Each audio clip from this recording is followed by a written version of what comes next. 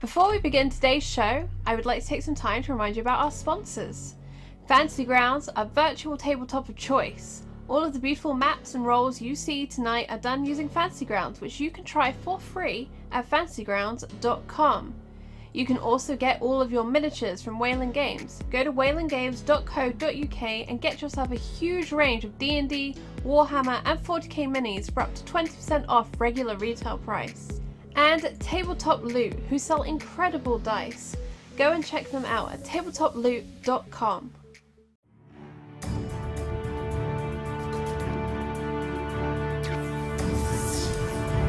To get this, by the way. I ordered it, and it got sent to. Hello again. Yeah, we were already chatting about twinsies.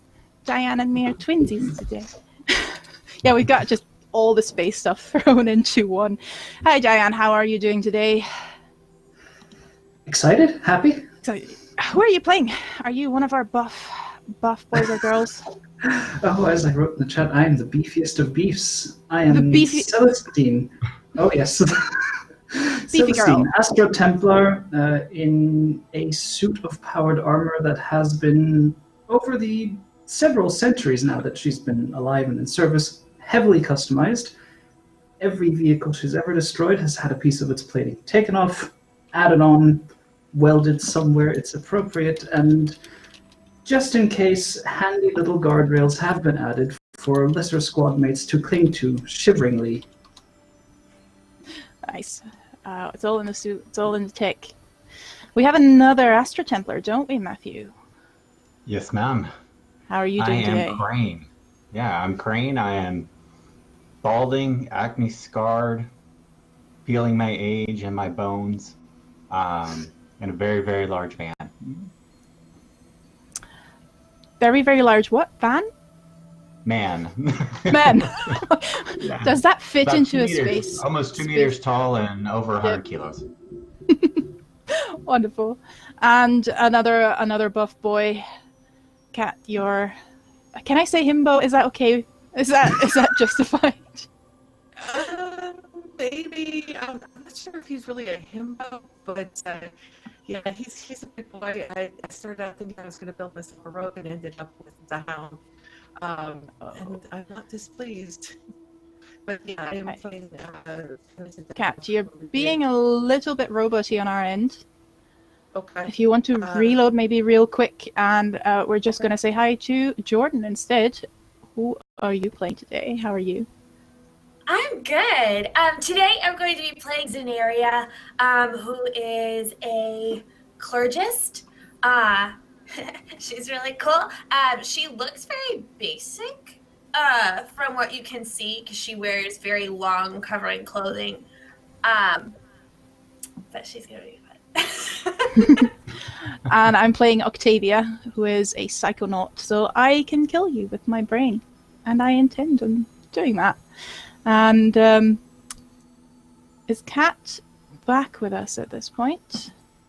I hope so. Oh, yes. We can hear you. Still a little bit croaky. Okay. I don't know what's going on my end. I've shut everything down that I can. Well, one more thing was this down. Hopefully that will fix it altogether. Yeah. We'll see. Well, still croaky. Still a little bit, yeah. All right. It may just be a thing. Hopefully it'll smooth out. But yeah, I'm Kat. I'm a clerk report, and I'm playing Penitent Demigod, who is a Manhunter and a loyal member of the Emperor's Angarian Guard. Oh, Varangian Guard, yes, the Manhunter. Yes. Varangian Guard, yes, Manhunter. Yes. I've got to see if I can. Do you have a link to that image you posted? Can I share that with everyone? It's on my entry. Yeah, I'll send me a link, and I'll or you can put it in chat as well because it's gorgeous. There's also a couple of you can do it.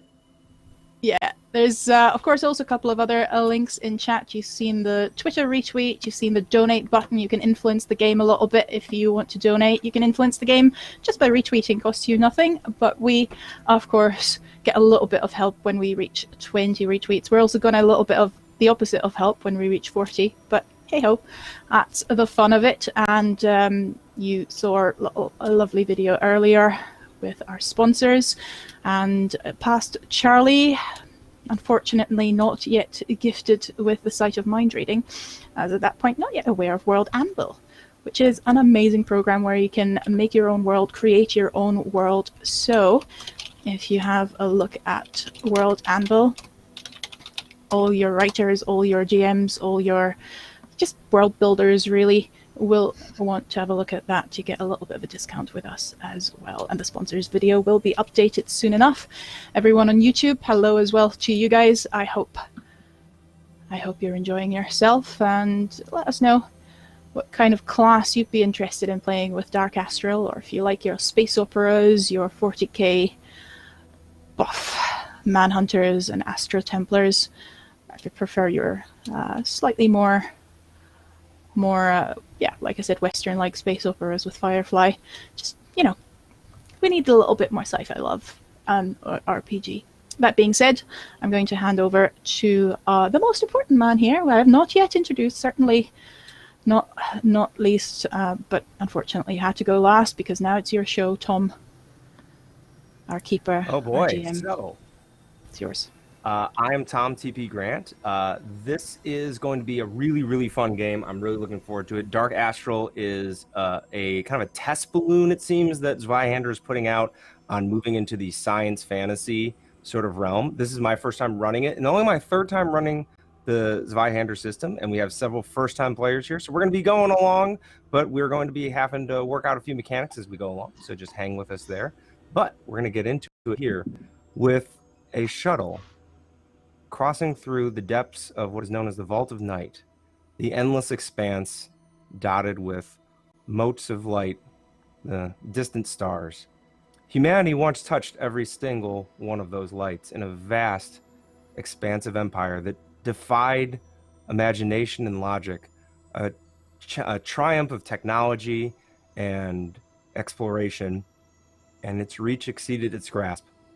It came crashing down over a millennia ago, and humanity was scattered across the stars, separated, fragments of civilization holding together. And it was then that the Empire of Soul began to reforge these separate fiefdoms into a single whole. And that mission has gone on. And out in these fiefdoms, the heights of knowledge from past age have been lost, but the technology remains. Education is fleeting, knowledge is reserved for the powerful. Science and medicine are almost lost arts. Superstition reigns. Great arc ships traverse the Vault of Night, traveling between stars, spreading the Empire's word and their mission. Sometimes, when a great star collapses inward and dies, it creates a crushing maw that even light cannot escape. These lightless wells are known as Dark Astrals, and it is around one of those Dark Astrals that we find this small shuttlecraft, straining against the pull of gravity, moving towards a derelict ship. Discovered during a recent push into this sector, this ship is thought to be from that lost age of technology. Ships like this can be a treasure trove, an absolute goldmine of lost ideas and technology. It can move society forward in ways undreamed. But it's in a decaying orbit around this Dark Astral. A team had to be dispatched in earnest, so the nearest ship put together a squad, threw them on a shuttle, and has sent them off. Dark Astrals are the center of many a sailor's tale. Many superstitions revolve around them. Ghost stories, sailors saying that dead comrades appear to them and speak to them when they're near a Dark Astral. Just strange sights and sounds on ships. Some people say Dark Astrals are portals to the abyss itself. And it is near one of those that you can all hear the hull of your ship gently groaning against the strain as you are moving forward. And you hear the pilot call back, "We're going to be docking in about 5 minutes, so whatever left you got to get ready, get ready. I'm going to put us in one of the old mooring bays for the lifeboats. They look like they're all gone."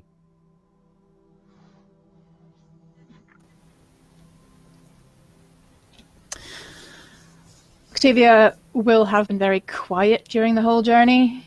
and sort of keeping to herself in a corner. She's a fairly short, slender human woman with grey hair, not like the sexy space white hair, but literally grey hair as like an octogenarian. Her age is still somewhat like in her late 20s, but she doesn't say much. She doesn't speak much. She just has this weird way of observing a scene where you feel watched. She's friendly. She's polite enough. Crane Octavia, spent you were most of seated the in a trip small, with like, ready his room. flintlock in his hand and just held there watching everyone and just making sure, just with his eyes out and looking around to make sure there's just ready in all cases. Celestine is double checking that the power armor works. That's how she gets around. And she's tall on her own. Astro Templars are made, not born. So she stands about 9 feet tall. And then there's the power armor on top of that. Total weight comes to somewhere over a ton. She's just there looking at everything, making sure it works, going over weaponry. There's a morning star hanging at her side, and you can see a flintlock pistol. Ancient, gilded patterns etched into it. But the main gun is just a nice big auto shotgun. Zenaria is sitting back, and you see her kind of graze her fingers over the side of the ship, almost like not even processing that she's doing it, as she, in amusement, watches the people who are sitting there stoically watching other people. She's very excited to be going on this journey, and she's always interested when she gets put in these positions because everybody's always a little bit serious at the beginning. So she's kind of waiting for that moment where all the ice breaks and everybody kind of like eases into comfort. But she's very comfortable and just kind of, she's observing as well, but more of an amusement. The four of you are seated in the passenger area. Is a little charitable to describe this. This is bare bones, a bench against the cargo area of this shuttle with safety straps just rated well enough to keep you from being jostled against the walls as the ship maneuvers. Your leader, Penitent, is up front with the pilot. You can hear them talking, muffled on the other side of the door. And in your head, you can still hear the captain's instructions to you to search the ship, make a clean sweep of it, and find anything useful. But specifically, and Zenaria, you being the one that can identify all of these things, anything pertaining to navigation, weapon systems, medical technology, or most importantly, witchstone reactors, the key aspect of every arc that moves through the Vault of Night. And any witchstone that can be recovered and returned to the Empire will be invaluable.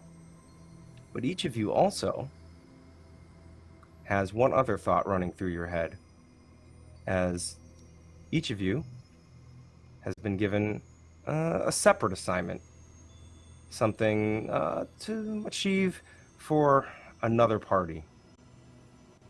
And going over to Crane.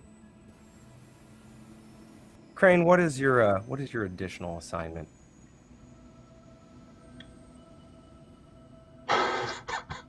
Oh, I was gonna say. I'm sorry. Yeah. I apologize. I don't know. I'm so sorry. Oh, well, that's all right then. The age of this ship. I did not catch up. Oh no, it's fine. The age of this ship indicates that it is pre-Empire, but it is most definitely when Astro Templar were first being made. Astro Templar are nearly immortal, but the old ways of making them have all but been lost. Uh-oh. Am I frozen? No? I'm seeing a little jumpiness on my end. The ways of making Astro Templar are all but lost. The only one who maintains the old ways is the Emperor, and he is not sharing that information. Your house, your particular fiefdom that has dispatched you to the Emperor's service, would find any evidence or any information on Astro Templar, specifically the reliquary that is often stored in the Astro Templar shrine, to be secreted away and taken back to them without the knowledge of the Emperor's pet on board. Zenaria, you know that House Dawnor is one of the most technologically advanced houses in the Empire. It rivals the Emperor itself, who is based in Seoul and has access to so much of the old equipment and technology of the era. And a massive, massive store of witchstone.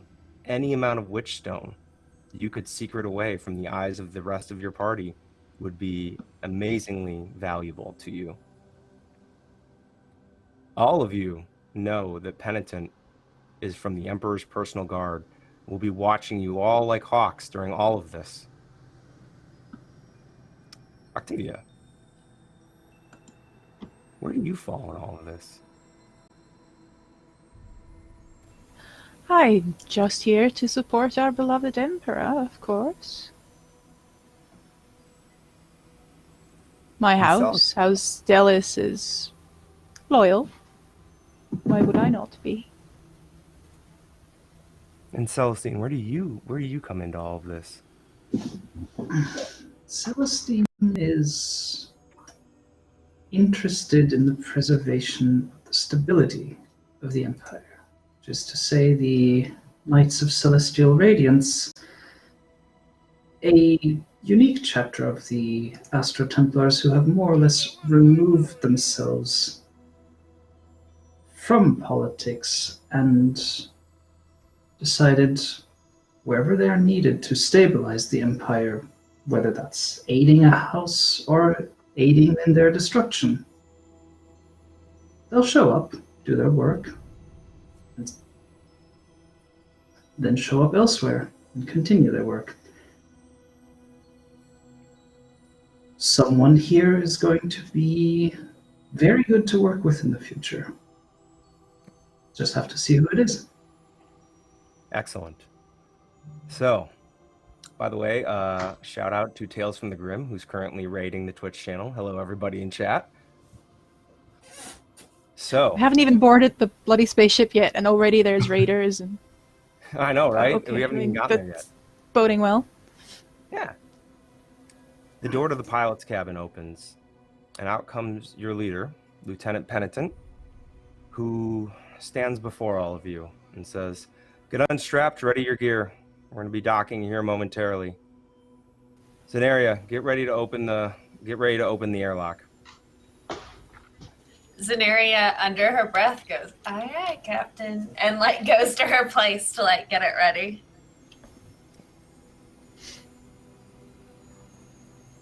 And our Astro Templar, plural. I was about to say which one. Yeah. I pull up, or I am flanking Zenaria to make sure that everything's fine and safe and ready to go if needed. There's a rough jolt that goes through the ship. Many of you are rocked slightly as the shuttle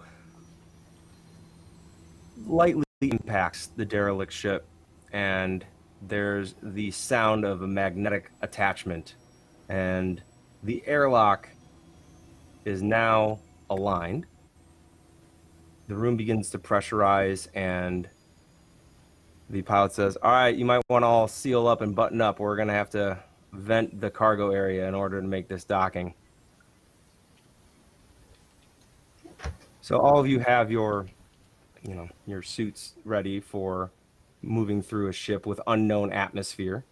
So you all are able to be ready and get ready. Hear your own breathing contained within your helmets. For the Astro Templar, this is a comforting feeling. This is normal. For some of the rest of you, this is a bit odd. This is a little out of the norm. And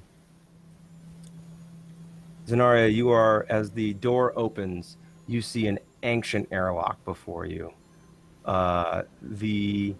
It still appears to be fairly functional, and there even appears to be a bit of power surging through the control panel next to it. But it is an ancient device.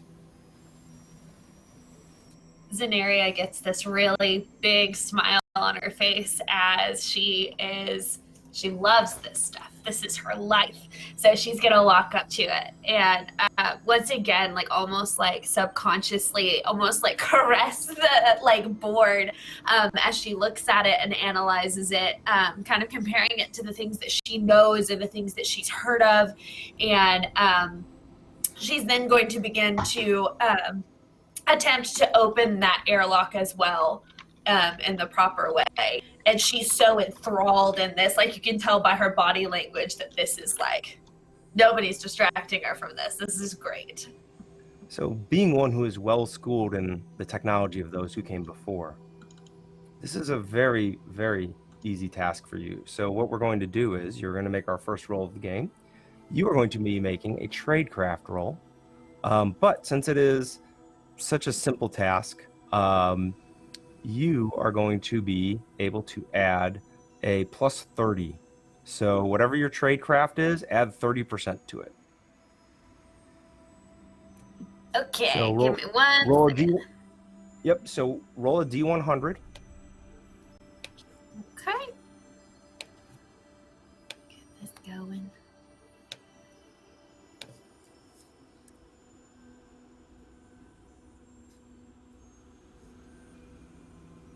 Oh yeah, it is. Your fingers fly over the device. You intrinsically know this piece of technology. It is familiar to you, and in almost like a religious haze, you quickly open this door. And as the door opens, there's the distinctive hiss of air and a rush of wind as the room begins to fill with air. There was atmosphere on the other ship. And before you is a small chamber, large enough for you all to stand in, and an open door leading to a completely black hallway.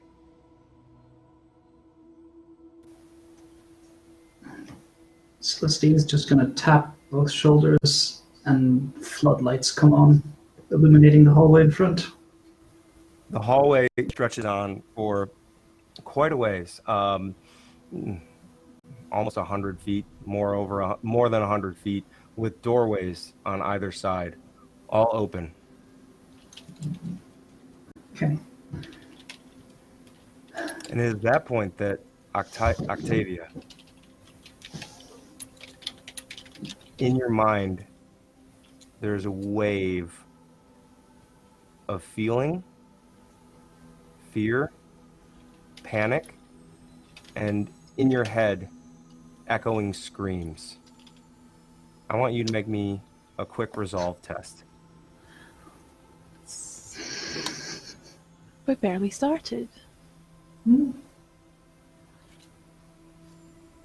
43, and I need...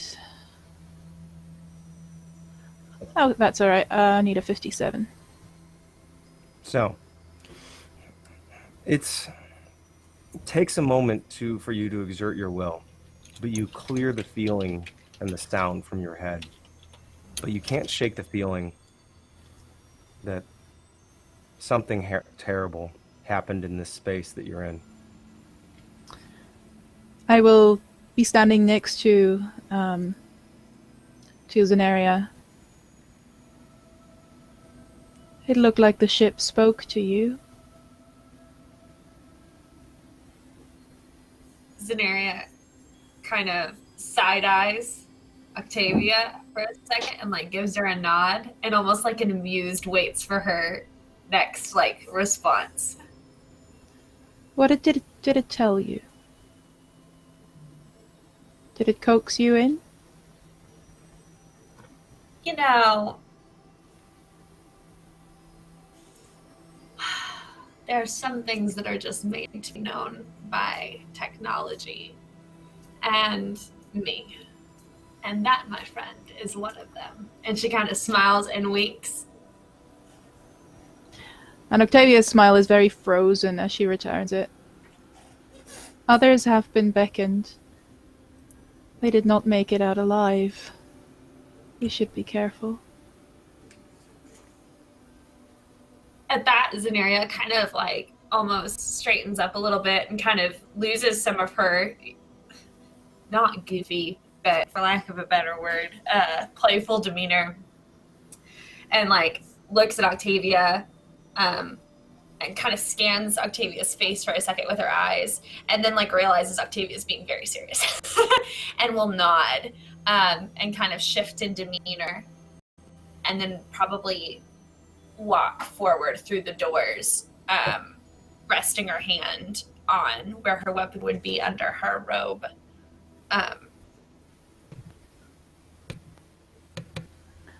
This is I'm- Penitent. Are you guys going to enter the ship, or are you just going to stand there at the lock? We're coming. I'm gonna. Celestine's gonna lean down real quick, gently push Zenaria and Octavia aside, pull up the shotgun and take 2-3 steps forward with just this heavy thunk, thunk, and the visor sliding up, since the air is apparently breathable. There's a strange, like sickly sweet scent on the air, and you can't quite place it. It's odd. It's a little strange. And I need you to roll me a quick resolve test. Oh boy.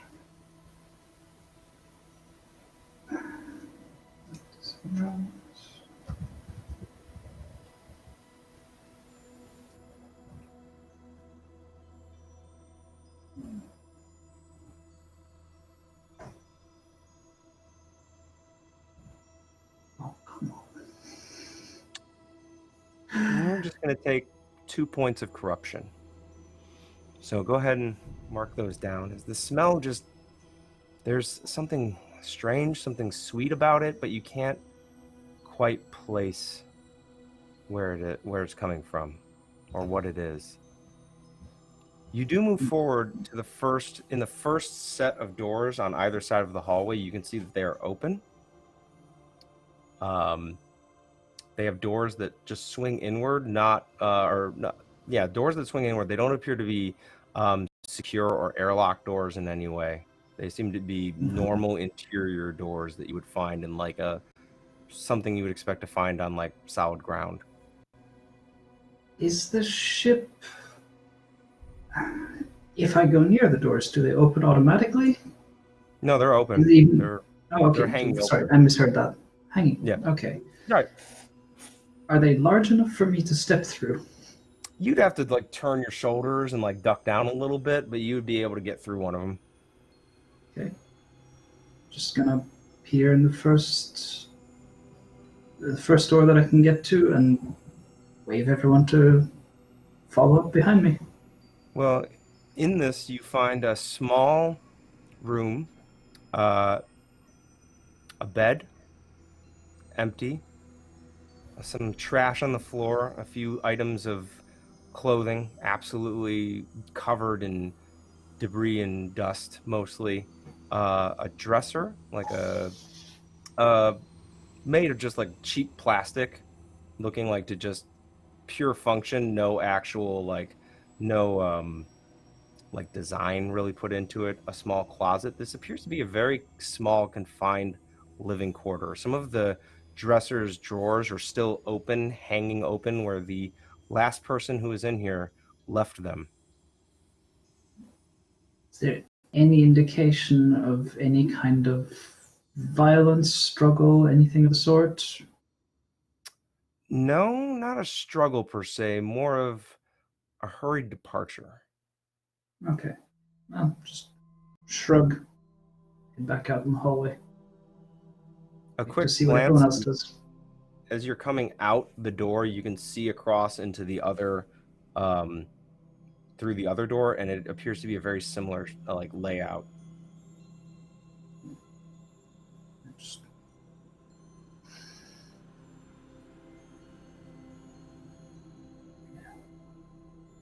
The hallway stretches on with dozens of these doors. Alright. Living quarters. Is there any way for me to tell where that sensation of scream and anguish was coming from, in a way? It seemed to rush down the hallway at you now that you get a look at it. Like it almost came down the hall as if running towards the lifeboat moorings.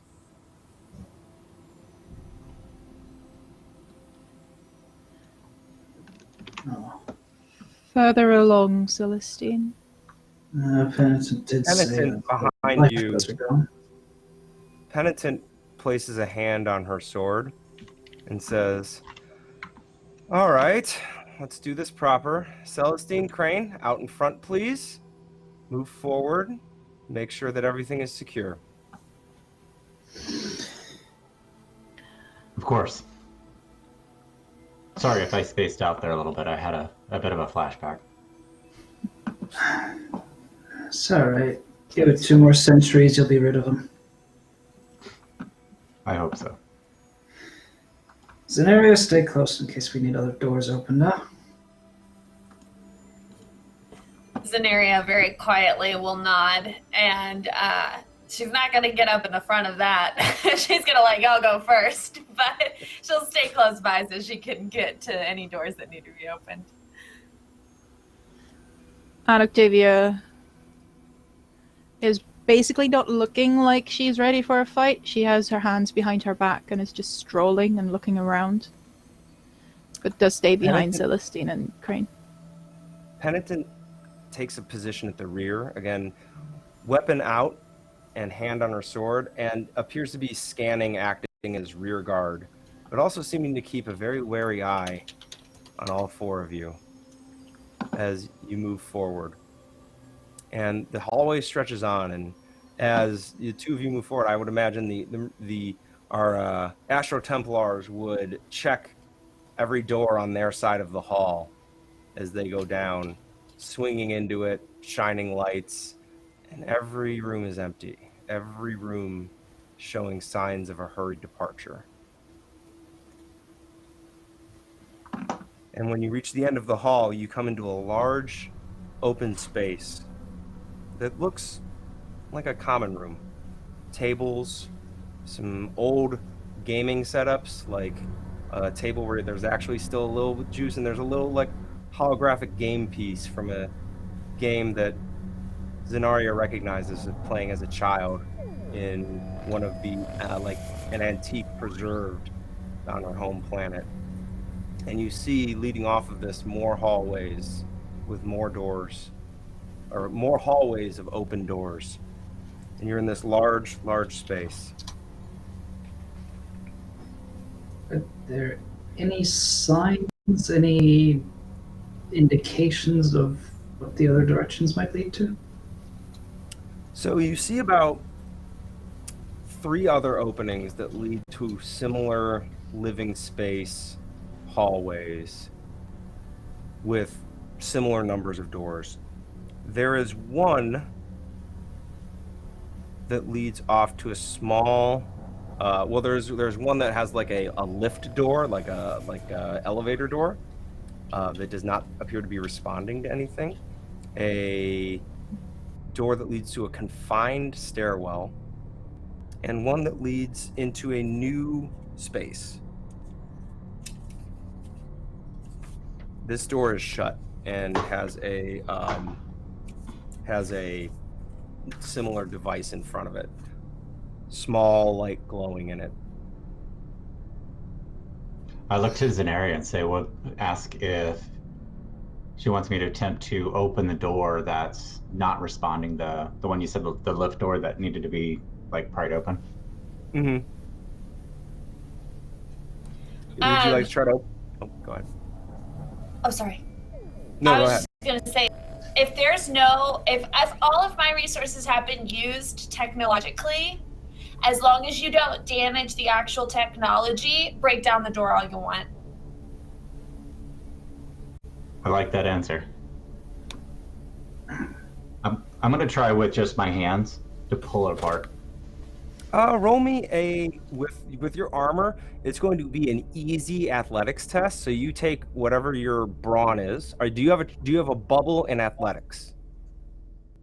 Yes. So whatever your brawn is plus 10%. Got it. And then easy makes it another 20%. And I succeeded with a 66 against a 80. 66, that's double, so that is a crit. You fingers go in, servos begin to whir as the door just slides smoothly open, and you feel it out perfectly, and the door's open. Not a single thing around it is damaged. And as you step back, Penitent, with her light on her carbine, sticks her head in, looks down, looks up, and pulls back and says, "It looks like we have about an additional deck above and an additional deck below." She says, "Priorities are finding medical, weapons, navigation, and power." And she turns to the Astro Templars and says, "Crane, your head security on this. How do you want to proceed? Should we split up and find these things, or do you want to keep the whole group together?"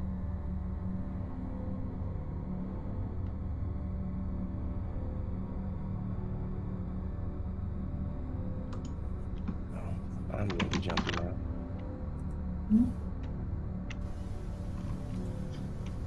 I think we just Crane? had a quick hiccup. Oh, we had a quick hiccup. All right.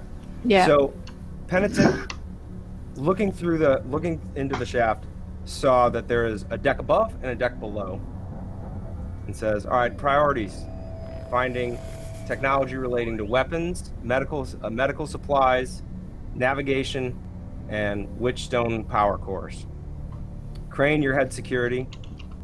Are we splitting up and searching the different floors, or are we sticking together?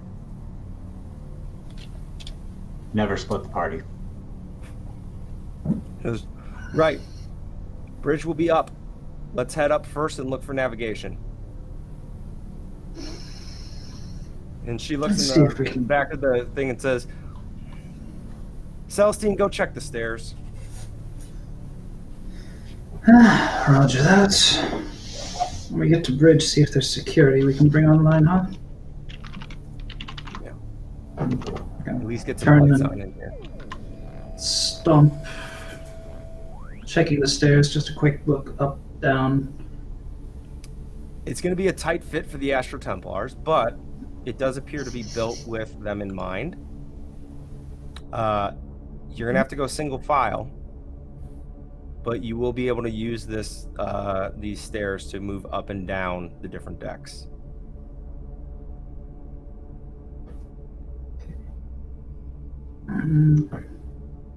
Yeah, don't have a grappling line, never mind that.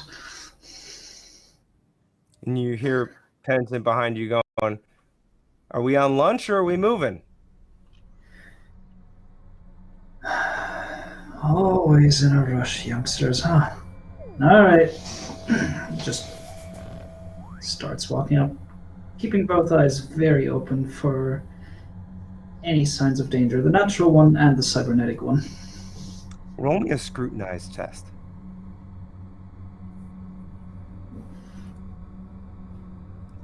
Scrutinize. Oh, let's see if I can roll 42 or below. Yes. Yes, I can.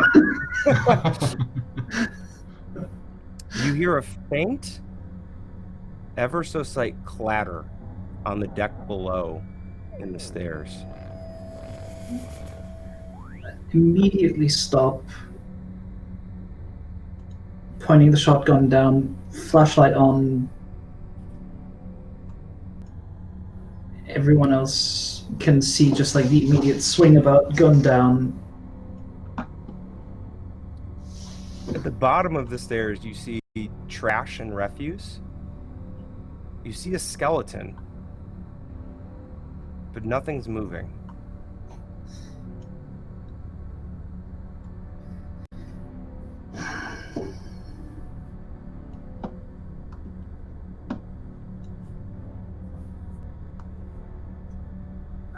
Penitent calls up to you. Celestine, what did you see? Didn't see, heard it. Octavia, you got anything on your brain here? Do I have anything on my brain here?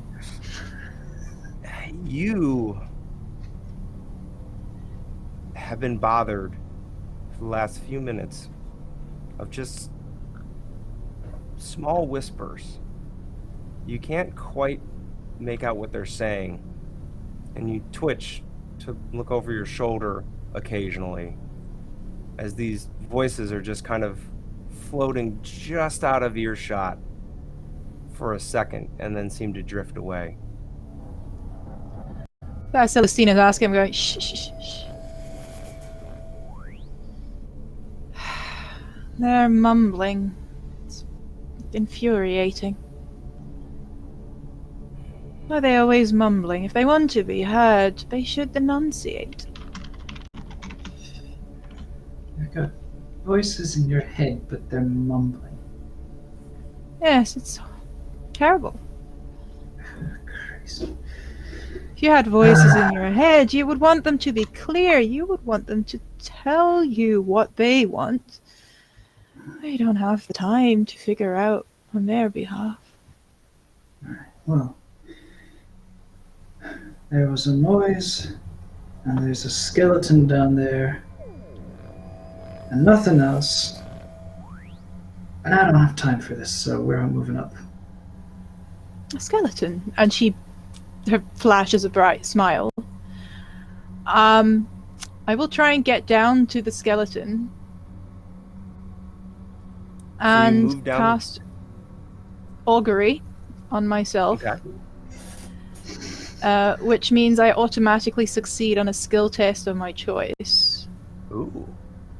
And when I succeed, it's a crit success.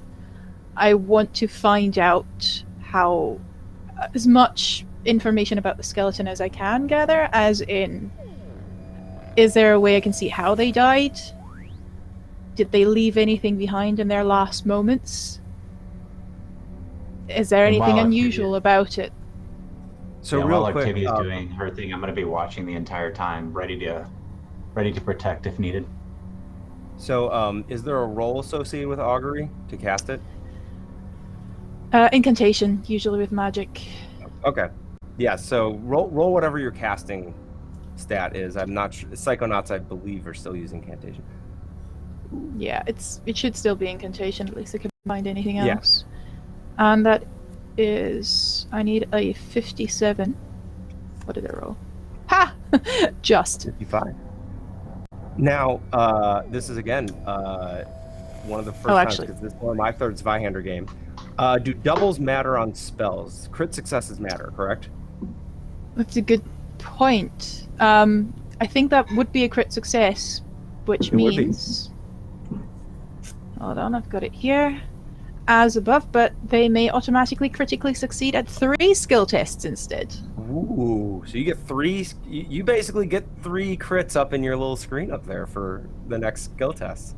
Nice. Nice. So, Octavia feels drawn to this skeleton and begins to move down. And as soon as she moves down, Crane begins to go with her, weapon pointed down, clunking down the stairs. And as you get to the bottom of the stairs, you see that there's a door facing outward, very similar to the one that you came through to get into the stairwell. The door is shut, and at the bottom is this skeleton. Now, you want to determine the cause of death? Cause of death, any information on... And if they left something behind, if they sent a message, can I find a logbook or a diary or something like this? Gotcha. Yeah. So, you get there, And as you move down, you can see there's in the bone what appears to be a notch, like a very serious sword wound. Definitely a sword. You can feel you can feel the swing of the sword.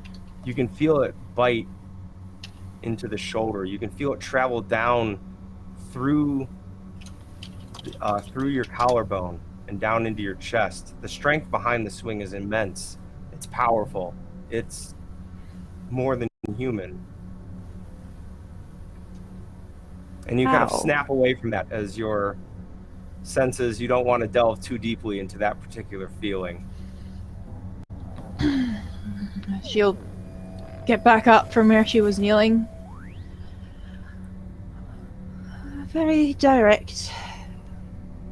Sore to the chest. Unpleasant. Strong. Almost enraged. It's to be expected, isn't it? But didn't just die of exposure or being stranded. A warrior's death. A death nonetheless. I'd like to avoid Trust it. me, warrior's death is overrated. Seen too many of them. They all end the same. Blood, guts, screaming. Well, if you're lucky, you get to scream. Celestine, sorry, not Celestine.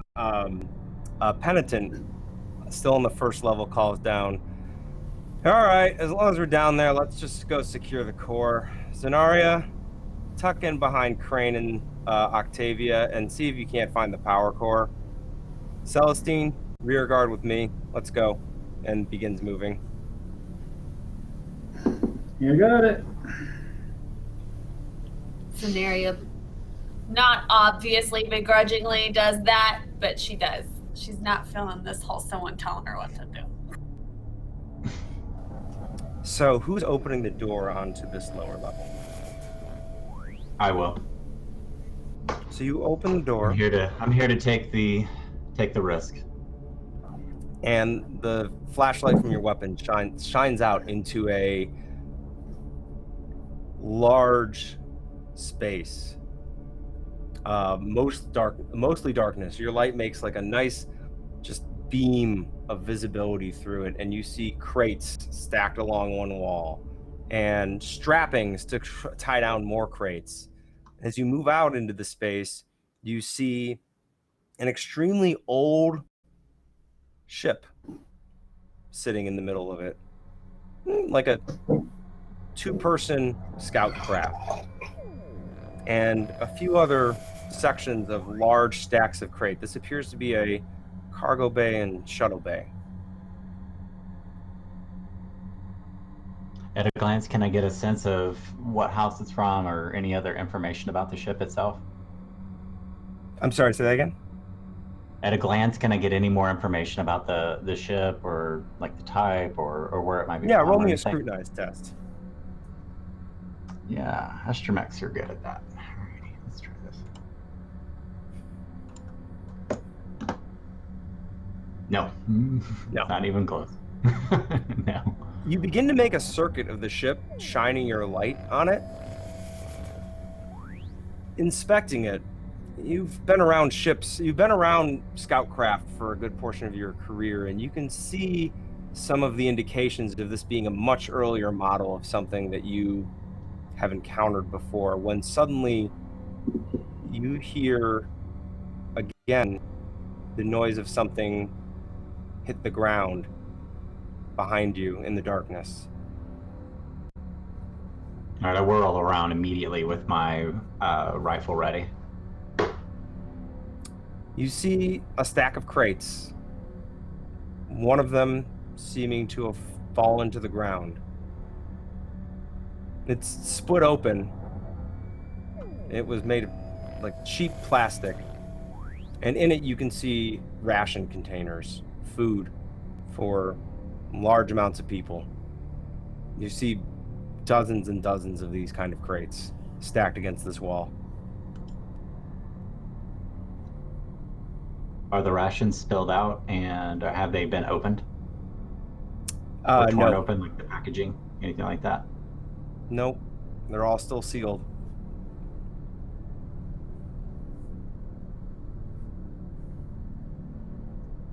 Guess someone was trying to hole up in here, huh? Didn't make it in time. Do the rest of you move into the room? Just I would, yeah. hanging back. Strolling in, looking around, touching things I shouldn't be touching.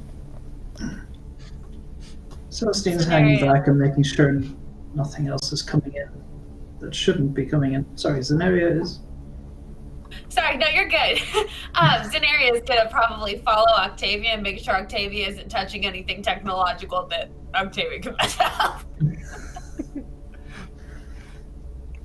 As you walk and the light in the room becomes a little bit brighter as the Astro Templars are just basically walking floodlight arrays, you see the doors that would lead out into the Vault of Night, the hangar doors, sealed shut, massive. And on the opposite end, you see a still large set of doors, but distinctly interior airlocks and a symbol on them. The Zenaria you immediately recognize as the symbol for Witchstone.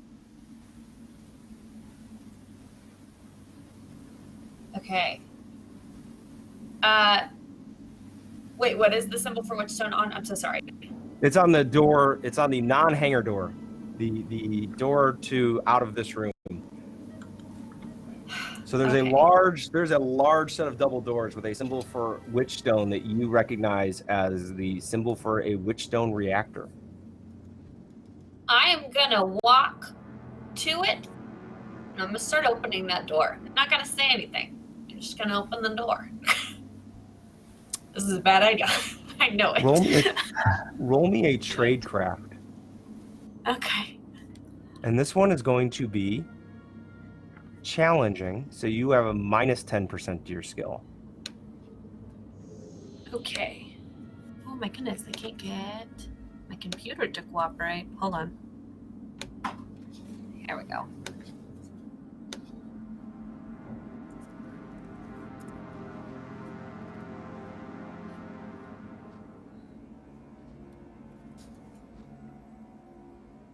Okay. Tradecraft. That is going to be, it's a minus 10 to my skill. So it had to be a 47, which is a 43. Cool. So you, yes, I barely succeeded. the door fights you a little bit. It appears that there were attempts made to seal this door, to keep it shut. Seems like they had messed with the locking mechanism to make it not open, but you were able to work your way around it, and the lock pops within the door. You hear a heavy clunk, and the doors begin to roll open. And beyond, you see a large room centered around a large cylindrical container glowing the sickly blue light of Witchstone reaction. Along the far wall, you can see the spare fuel cells, each of them containing a veritable fortune's worth of Witchstone. And Penitent went, excellent. All right, people, this is one of the things we're here for. Let's start loading this up and moving it towards the shuttle. All right. And Zenaria, next time you see a door, ask before you touch it. Huh? Zenaria looks at Celestine and kind of smirks and goes, absolutely, and like walks in towards the boxes. So Zenaria is walking in. Where are the rest of you? Literally right behind Zenaria, yeah.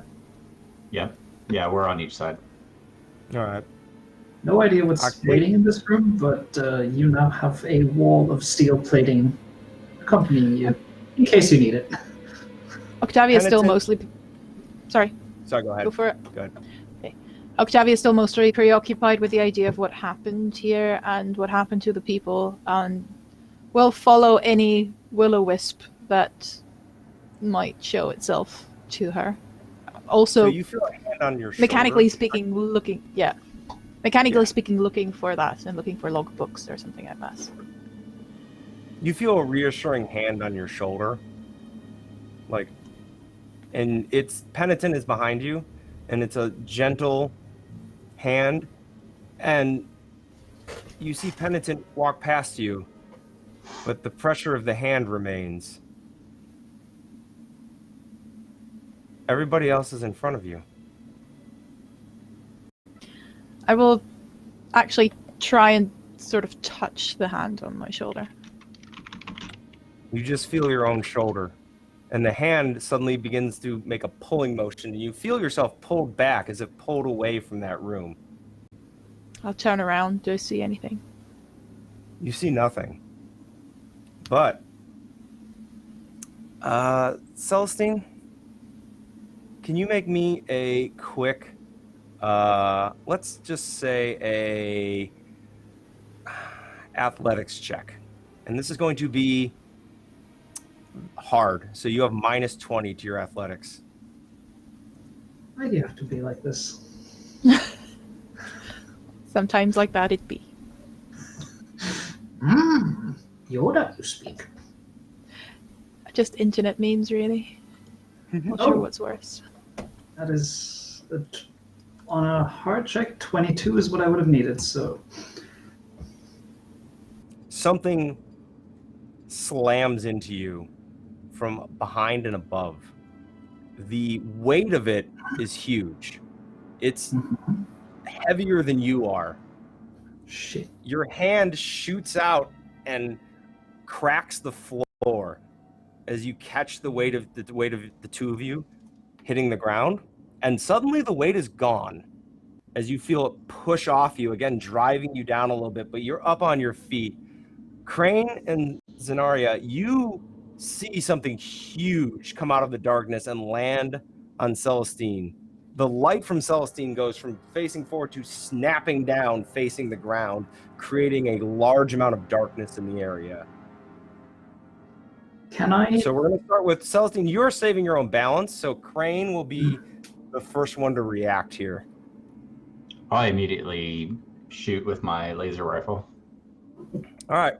Roll me a martial melee.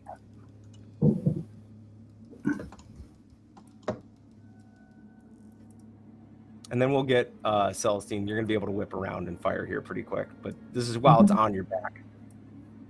Yep. So, yeah, 5. That's 5? pretty far below mine. Yep. Yeah, you immediately swing towards whatever this is, and you put a laser shot center mass. So I need you to roll me a d6. 2. And now add your combat bonus, your CB. Oh, it disappeared. It's 6. So 6, so 8 total damage. Yeah.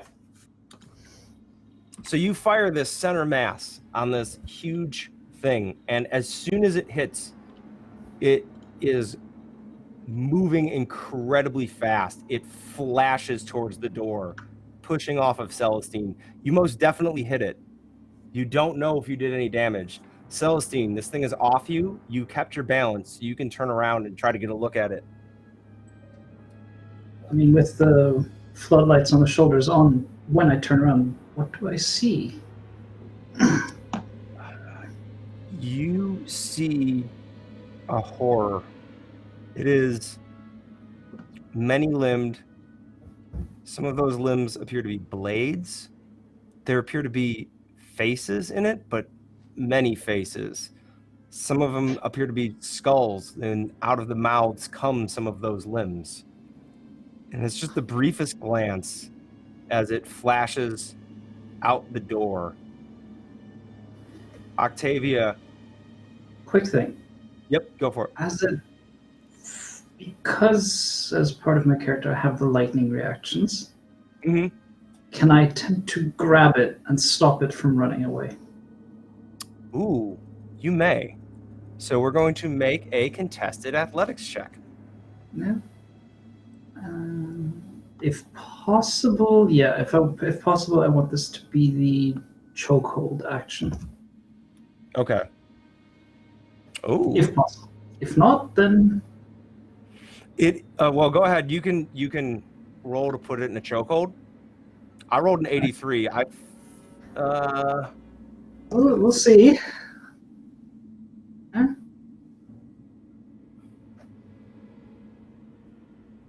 I had just barely a failure.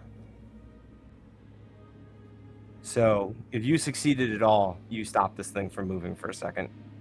That is athletics. It's next to brawn. Yeah, it's mostly just that I failed by 2. Oh, so you attempt to get a hold of this thing, and you attempt to put an arm around its neck, but you can't find a neck. Its form doesn't match any sort of living thing you've ever encountered. And in that moment, it breaks free, and it is lightning fast as it flashes out the door into the large cargo bay. Octavia, you see this thing, and as soon as it goes out the door, it turns and moves up the wall into the darkness. And you feel the hand come back, and it's pulling you away from that thing. I follow the hand. Yeah. There's this horrible scraping, skittering sound, and you hear something tear up in the ceiling, and then silence. Huh. Do I get the feeling that the hand was trying to protect me? Yes, you get a distinct sense of fear from something on the ship, of that, whatever that was. I turn around, and probably for everyone looking, it looks like I'm talking to thin air, and thank you. It's all right. We're here to get rid of it. Don't you worry. You just hear a voice in your head say, "The captain told us to all meet. He told us he was going to fix everything, all the strange happenings," and it just trails off. Right. Penitent says, "Celestine, are you all right? No damage, but the floor might get Your medical readout looks okay." I'm fine. That's what I What got the this hell for. was that thing? I don't know, but I had a lot of blades. I'm surprised Octavia's still in one piece and talking to her. Always the same with these fucking psychonauts. The Crane? captain told them to meet. I don't think the meeting went well. Octavia, why don't you get in here out of the room with the big scary monster? Oh, it went up there. I think it's in one of the vents. I heard a scraping. It's away now. Crane, Celestine, get in there. Make sure it's not still in there. I do. Immediately. Celestine just looks at herself, 9 feet tall in powered armor, like me in the vent. I'll stay here. Make sure this doesn't all go kablooey.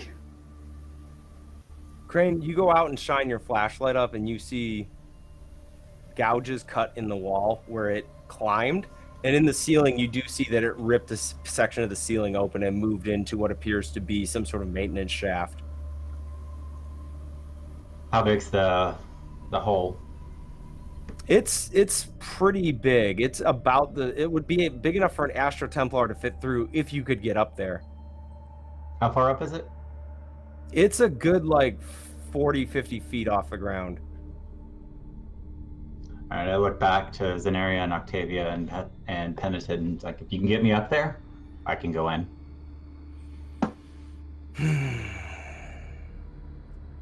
Yeah, Celestine, I'm not confirm? okay sending one of my Astro Marines crawling around vents with whatever that thing is. Let's try to get our job done here. Zenaria, can you try to find the codex or the manual or the instructions to this thing so we can just call this a wrap and we'll come back for the Witchstone? You got it. Zenaria is going to go and I assume that she knows probably where it would be. She's going to go look for it. But while she's looking for it, she wants to keep her eye out for crates that she can empty or that are empty that don't have a label. And she wants to look for technology that she can strip that is not needed by the Emperor. Ooh, roll me a scrutinize check. So scrutinize is under, where is that? That is under perception. Ooh. Yeah, I think I passed that one. Oh yeah. I'm not looking at it. You quickly find essentially the engineering like manual to the reactor stored away in a small like miniature book storage area near the councils. You take that quite easily, and you also see some of the smaller containment vessels for Witchstone for taking small samples. You also find a bit of the control technology that you could strip down really quickly that deals with containment of the energy. They have a few of the extra pieces appear to be getting maintenance and were set aside on a workbench. Okay. Are these pieces fashioned in a way where I could put small vials of the witch stuff discreetly? All this has to be super secret and very semi-quick. But are they hollow? Like, can I stuff things in them and put them in the crate? You would be able to fashion one with a tradecraft roll as you were working. Yeah, I would like to do that, please. All right. I got Roll a problems. tradecraft on that. Given that Celestine's whole point of being here is to keep an eye on everyone and see who's most beneficial, part of the reason Celestine has stayed in this room with all the Witchstone is to see, basically make sure no one gets up to anything funny, or if they are getting up to anything funny, see if it's the kind of funny that the chapter is interested in. I will say, Zenaria won't touch the Witchstone until she knows that she can't be seen by anybody. She'll do other things. Yeah, so you're assembling this, but so Celestine, you see her assembling things and working with the tech. You don't fully understand what it is that she's doing, but she appears to be building something. She hasn't made any moves towards the Witchstone, and Penitent is also going to come by and look down at the large, thick manual that you have there and say, "Is that it?" Yeah, this is it. I just need to grab a couple more things to make sure that we don't miss anything. And she immediately looks up to make eye contact during that sentence and then immediately darts back down to continue working quickly on what she's doing. It'll take me 5 minutes. Roll a guile check. You're telling me I can't just charm you? Okay. Would it help if Celestine actually took a moment and said to Penitent, you should probably read that? Penitent just turns to Celestine and says, "Keep an eye on her, and make sure we don't get too much into extracurriculars with that thing moving about." And then turns back, goes, "Crane, I want you eyes on that stairwell. I want to make sure that thing's not waiting for us in the stairwell. And Octavia, can you sense this thing? Can you tell me something about this place? I will try. It would be easier, better, more interesting if we could have a look around. So Where do you want to look around? Does Crane know that the witch fire stuff is pretty explosive? Like, just know, is that common knowledge? The witch stone itself is like the source of power here. It's like it gives off the energy that makes the ships run. It does need to be handled carefully, but it takes a pretty specific like trigger to set it off explosively. Like dropping it won't set it off. So Crane walks over and wants to get some of the witch stone to kind of look up there, and kind of looks at his hand and said, and I think I could throw this up there and probably shoot it, and that would blow it up, and then anything in there would be destroyed, right? Pennington would be like, yeah, that's a really expensive grenade. Let's just hold on to that. If we have time to get out of here, all that's going back to the Emperor. Every bit of it. He doesn't have it now. The Emperor doesn't have it now, so it's not like it's doing any harm. I have it, so that's as good as the Emperor having it. And then looks at you and goes, Crane, get over in that stairwell. And gives you a really hard look in one of those this is one of those moments where it's you can feel the authority push here. Fine. Stare off. And I sulk slightly. As Crane goes away, and while Octavia's doing something. Sorry, while Pennington is... I'm going to let Celestine and Zenaria.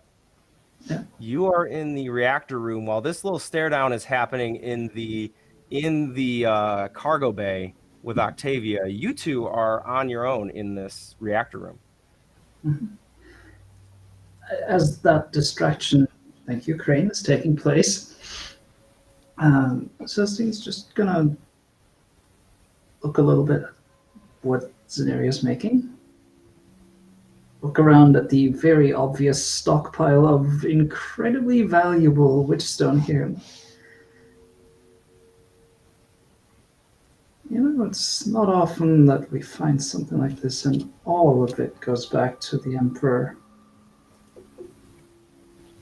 Zenaria pauses her work and very, you just see, she moves with such grace, which is just...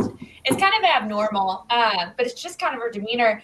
And she looks at you, because I assume she's sitting on the floor doing all this. She goes, are you suggesting what I think you're suggesting? And she, makes this really disgusted face. Liar. Liar. Yeah, I probably am suggesting exactly what you think you're suggesting. It's regular practice. It happens all the time. I'm not blind. Mm-hmm. I've been alive longer than, all of you put together, I think. Are you requesting my assistance in this nefarious ordeal? No, I'm just curious to see what happens, and,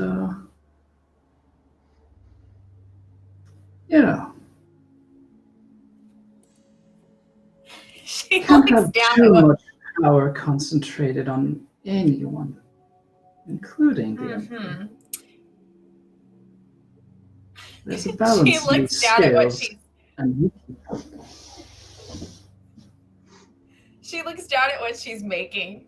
And she looks back at you and she goes, I don't think this means what you think it means. And she keeps working on her little thing. She's trying to make sure it doesn't look like a cubby hole, but it's totally a cubby hole. She's not, she doesn't know she doesn't know if you're baiting her or if you are authentically encouraging this.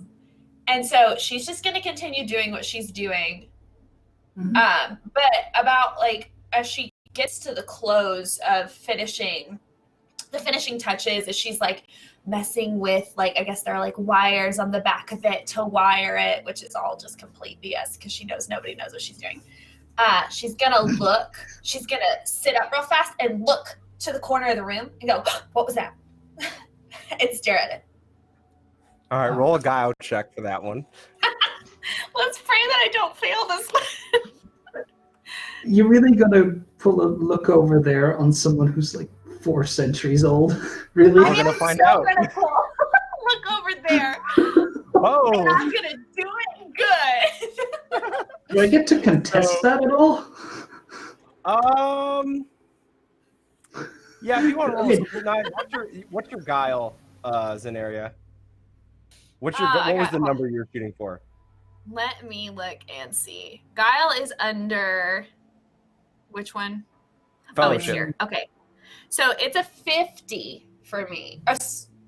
Yeah, 50. So that's four levels of success. So Celestine, you need to beat 4 levels of success on a scrutinize. No way that's happening, but I'm gonna try. You could always crit. Oh, so close. No, I do not crit. That's all right, barely a success. There appears to be genuine fear in the eyes of Zenaria that gets you to glance over and shift your shoulders to bring some of that light over into that corner. And in that half a second of time, Zenaria, what are you doing with it? I am going to pretend like I'm running to the other side of the room. So I assume that we're by the big fancy thing in the middle of the room. And there's crates. Is there crates in the opposite direction of where I pointed? Yeah, there's lines, there's containers of like the fuel cells for this, which contain smaller portions of witchstone. I am going to pretend like I am so scared by whatever I saw in the corner that I'm going to go run behind the boxes on the other side, because I am not a small human, but a medium-sized human who still would not like to get smushed by scary things. And if I can discreetly start getting into those while I'm hiding, I would roll me a tradecraft to get into one of these without exposing yourself to radiation. So this is going to be challenging. So it's a -10 to your tradecraft.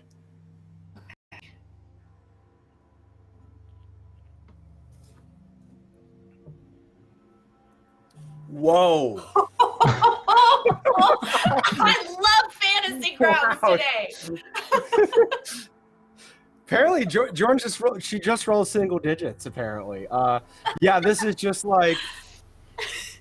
How many virgins did you sacrifice for Beltane? I mean, refuse to answer that question.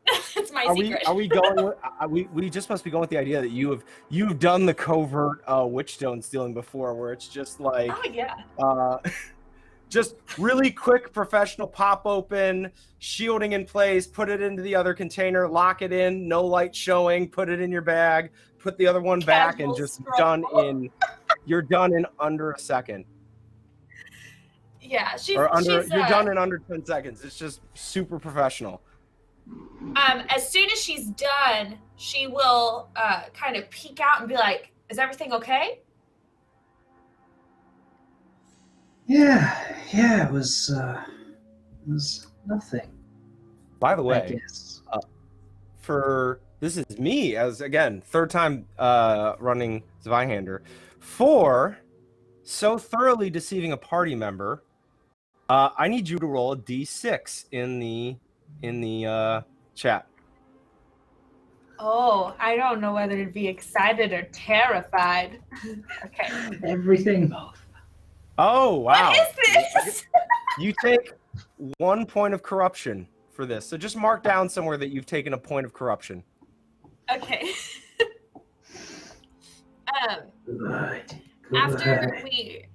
After she asks, she's probably gonna like go back over and pick up the book, because she probably left the book over there, and be like, "We should probably get out of here."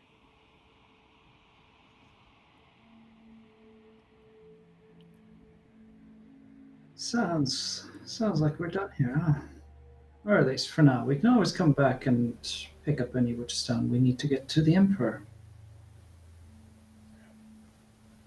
As you move back into the cargo bay, you see that Crane has moved off to the stairs, and Penitent is standing there and turns to you all and says, we're moving collecting Witchstone to a secondary priority with that thing on the loose. We're going to gather as many codexes as we can and get back to the shuttle as best we can.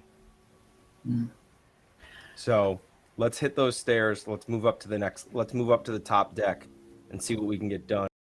Crane, you're going to lead the way up. Octavia, why don't you tuck in behind him? Let us know. Pretty sure Octavia's actually gone already. While everyone was arguing and sort of puffing out their chests and doing the whole, I'm the commander here.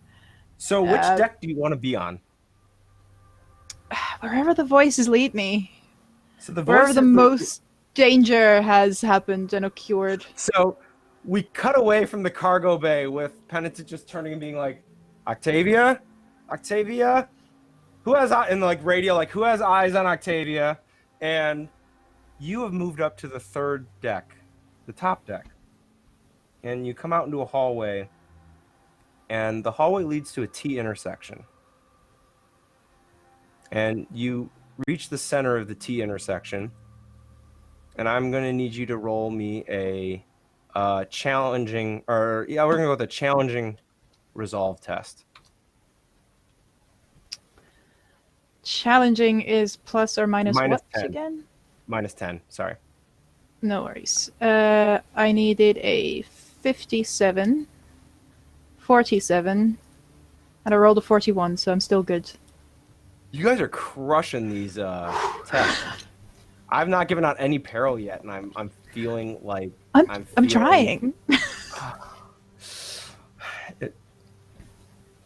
You feel again the press of fear around you, not your fear, but the external fear of others, and you manage to keep a fairly good like mental wall between these exterior feelings and your own, but you feel terror, and the walls seem to close in about you as down all directions of the hallway you see figures moving towards you. And as they get closer, it's quite dark. You are moving with almost no light. You see bloated, misshapen figures sliding, dragging legs. One of them appears to have intestines hanging out as he walks towards him. As they walk towards you, and they are closing in from all sides. And I'm going to need you to roll a minus 20. I am casting Night Secrets. Okay. Which is light. Oh, light? Trying to, when things get, as things are getting a little bit more horror and Lovecraftian by the minute, not that I would know what that is in this universe, she's trying to summon forth a burst of light to see in the area. Night Secrets, if it works, creates daytime. Roll me the spell test first. Yeah. Let's do the spell first. It's a 36. And it would be... What type of spell is it? It's a lesser. So that is... No bonus, no malus. And incantation. That works. Yeah, it works. So you... 57 degrees. You begin to glow with radiant starlight. There's shines... Sorry? Go ahead. What is it? Is there an additional effect? In addition, those within an ethereal state can be clearly seen. Hidden foes, objects, traps, disguises, and secret doors are also instantly revealed in the area as illusions are dispelled. That is the regular Zweihander spell. I'm not sure how that would work in space. But I don't know if there's any particular area or door that, You send... Your psychic energy exudes from you, from your skin, as pure radiant starlight that shines down all the hallways and seems to burn these figures away, as it is revered that they are phantoms. And in that, you can see a patch of darkness still remaining down the hall. There's a shut door to your left, and there's darkness coming out of it, actually exuding out of it.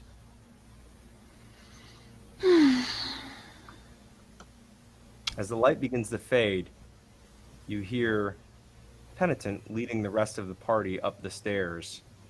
Your position having been clearly signaled as the ray of light shot through the stairwell. So the rest of you all come onto the floor. I think I might have Celestine found something. leading the way. Well, next time you go off somewhere, try and let us know, huh? Nothing happened. This time. What'd you find?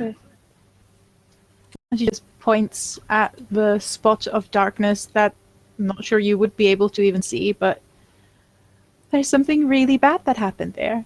And she looks incredibly happy about it.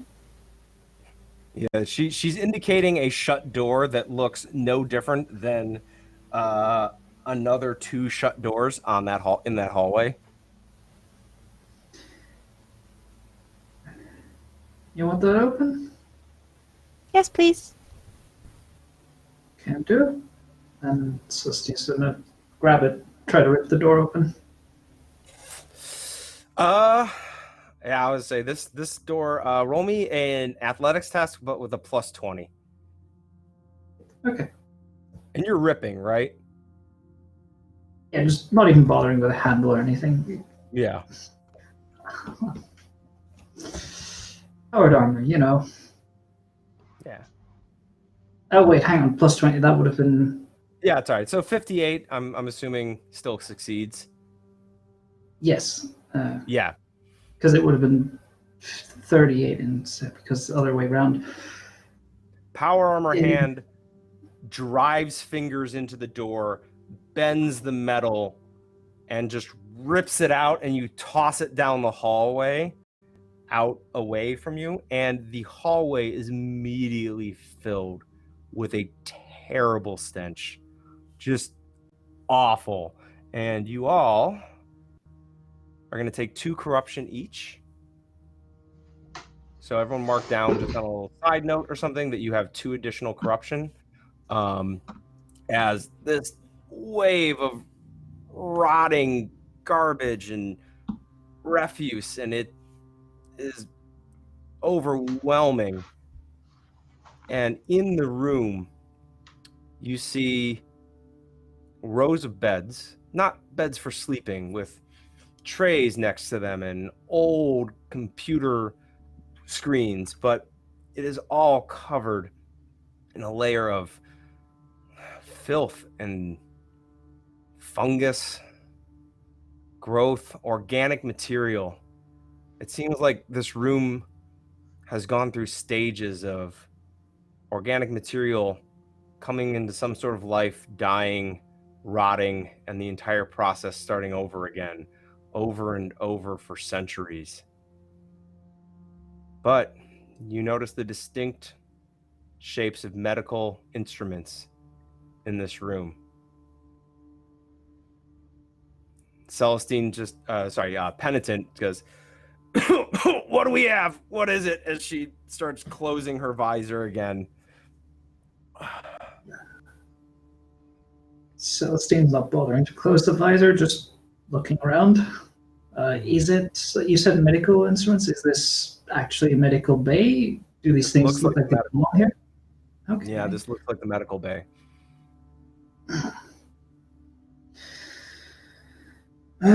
Infirmary, I guess, or what's left of it. Giant petri dish now. I wonder what was growing here then. Yeah, can I identify any of what those things are beyond just muck? Yeah, go ahead and roll me a. Let me see what this would be. Athletics? turn. Yeah, you just lift it a couple times, toss the bed around. For lack of a better option, I'm going to say folklore for this. Folklore? Okay. Yeah, Yeah, no, not even. no, this is No. beyond a general. You generally understand that this is like this room has composted several times over. Beyond that, you can't tell what this is. It looks distinctly other, distinctly alien in here. Well, I look at Octavia and Penitent and ask if they need me to go get stuff. Like, kind of, if that's what they need, if that's the stuff they need. I would look to Penitent if there's any stuff we need, but at the same time, I think I'm already sort of elbow deep in the goo. As you're looking in, Octavia just kind of drips by you. The goo is starting, like, it goes somewhere from like ankle to mid shin, depending on how much there is. And Penitent, Come out, talk to me. Careful, Octavia, careful. I might have owls in that moss. Penitent just kind of looks back at the rest and goes, well, they're not paying us to stay clean. Get in there and find the codex. Zenaria, you know what we're looking for. Celestine, Crane, make a path. Can do. Looks over to Octavia. You know about the owls in the moss, right? That's the thing where you're from as well? Just me? The what? If the moss goes over knee height, watch out for the owls, or you don't have knees anymore. What are owls? Really nasty fuckers. Big beaks. They can take your shin off like that. But that's why we have you here. That is why you have me. You'll protect us. I know it. Oh. And So I'm do right. more going through to see if she can find skulls, human remains in particular. Celestine's just gonna move forward, just try and find the floor, and then just clear everything she can aside, just using the giant armored arms as just shovels. So as the party comes in, Celestine's clearing the muck away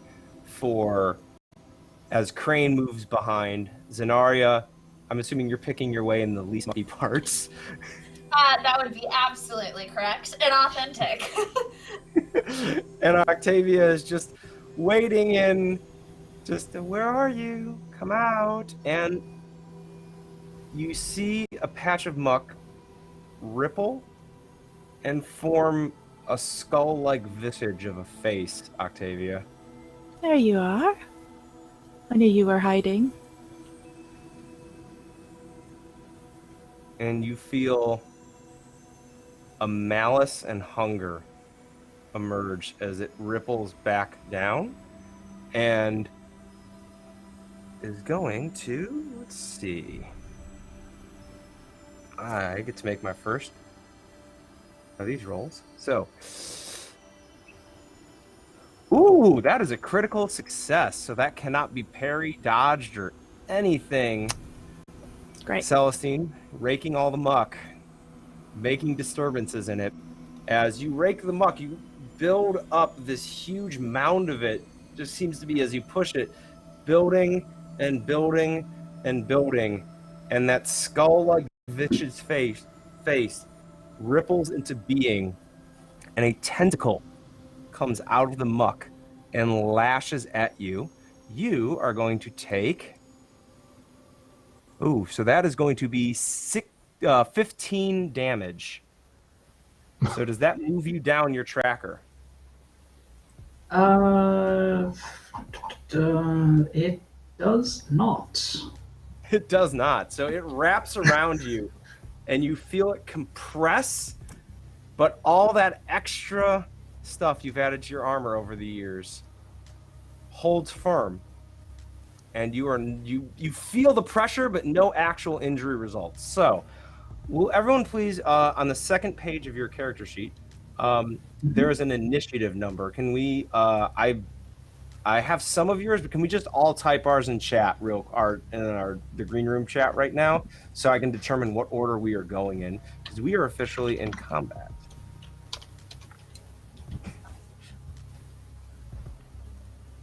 If I remember correctly, oh yeah, I was gonna say Celestine is slow.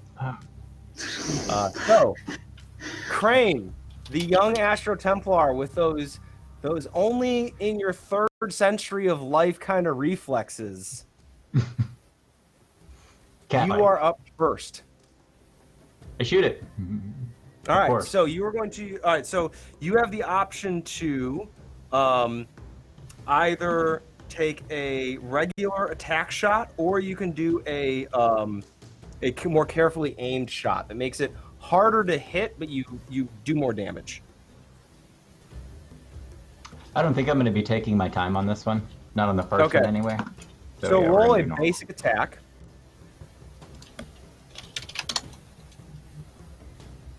That is a 56, and that's against what? Simple ranged? I believe. What weapon are you using? Laser rifle. I believe it's martial ranged. So if you have a bubble, martial ranged. Yep, I have in both. Yeah, it's the same on both. So it's a success. So does that hit? Yeah. Excellent. So now I need you to roll a d6.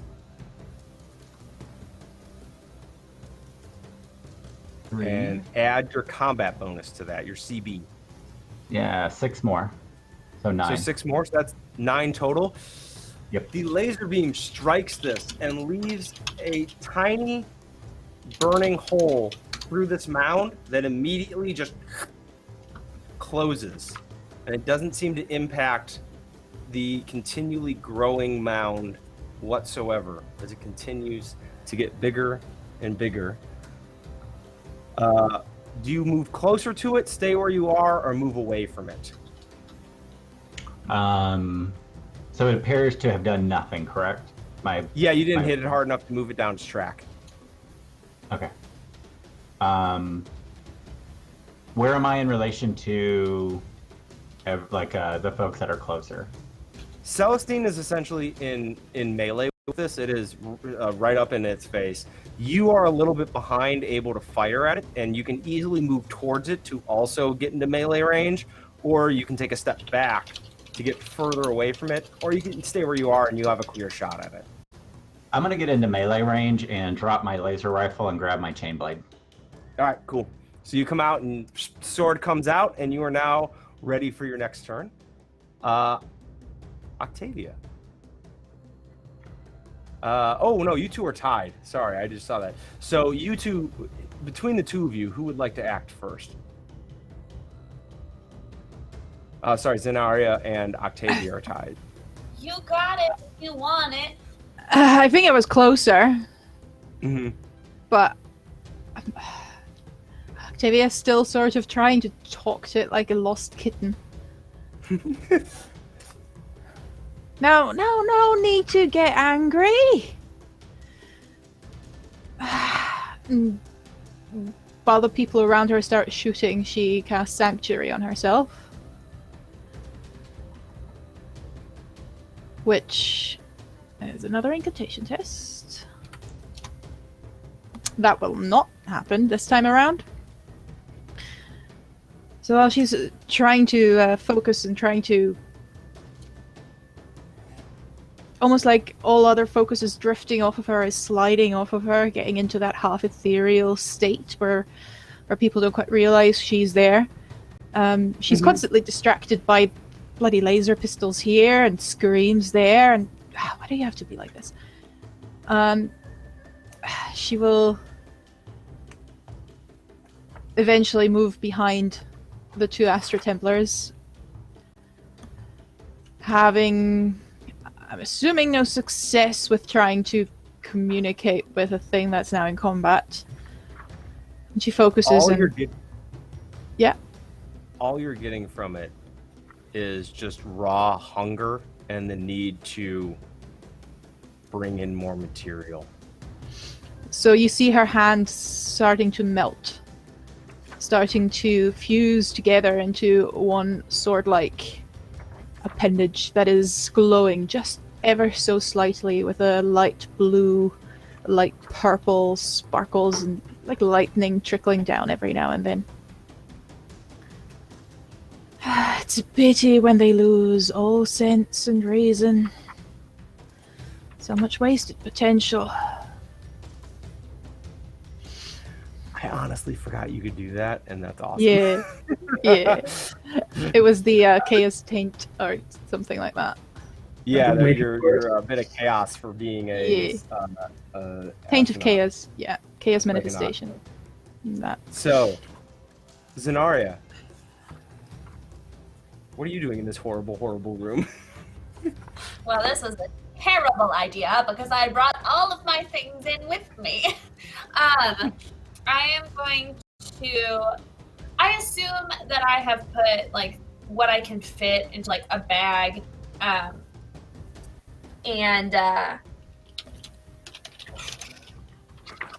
where I'm at. I'm traversing the part of the room that's not as icky. Does that mean that I'm further away from the giant blob, or? You are. Okay. I'm going to pull out my laser pistol. Mm-hmm. Okay, what all can I do right now? So I was like, because I know that I can attack it and I can move. So you have 3 action points, and action points can be spent to do things. You can, for a laser pistol, you could spend a single action point to fire it. Okay. And then you could spend an action point to move, and you can also save an action point to be ready to like block an attack or get out of the way of an attack. Okay. So I want to find this codex because the sooner I find the codex, the sooner we get out of the room with the thing that's trying to kill us. So is it possible? Sorry. Yeah, I would say that would be like a search around the room would be we'll say an action point. So roll me a scrutinize test, and we're gonna say it's minus 10% because you know there's a giant monster trying to eat you. I think that's fair. I also am almost positive that I failed that. Sorry, I'm trying to figure out where. Oh, it's under here. Yes, I failed that. I had to beat a 42. Yeah, no, you. The room is covered in this gunk. You can make out vague shapes of like shelving and storage, but you're glancing around so frantically you can't see where it is. You have 2 action points left. You can spend one of them to shoot, or you can spend one of them to move away from it, or you could try doing both. Since I am already fairly far away from it, I'm just gonna go ahead and shoot, and then I'm gonna save an action point. If that's roll an attack with your which skill are you? It'll be simple melee, I think, for a laser pistol. Okay. And it's a D100 still, correct? Yep. Okay. Same thing. Oh yay! I got it. Okay. Oh, I keep pulling up the wrong page. Yeah, I had to beat a 55. So. Excellent. So roll a d6 and add your. You get to add your agility bonus for laser pistols. So roll a d6 and add your AB. Perfect. And that is going to be a 5. You get a very similar result to Crane, where you burn a perfect, like, dime-sized hole through this thing, and then it closes up almost immediately. Well, I don't like that. She's gonna save her the last action point in case she needs to scoot away. So, not shockingly, this thing gets to go before Celestine in the round of initiative. So it is going to attempt to, crush you again. Always with the crushing. That is going to be a success. Hold on, let me pull up its stats again. Oh, yes, that is a success. So it's going to roll for damage again. It rolls the same damage. So again, it cannot crush through your armor, but it's not moving. And it seems to be getting larger as this fight goes on, as more of the filth is being pulled into it, and it's getting bigger and bigger. Celestine. I don't have any way to... Is it possible for me to take a step back? Or is it just... Yes, you would incur an opportunity attack if you left melee range with it.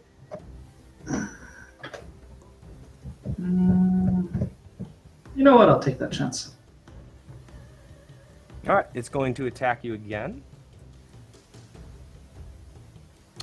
Oh, sorry, that was the wrong dice. I grabbed the wrong dice out there. That was like a 9. Yeah. Hey, that's about the same. So, all right, this thing has gotten larger, so now it's going to be rolling 2d6. This game does not like me. So that is going to be 20 damage.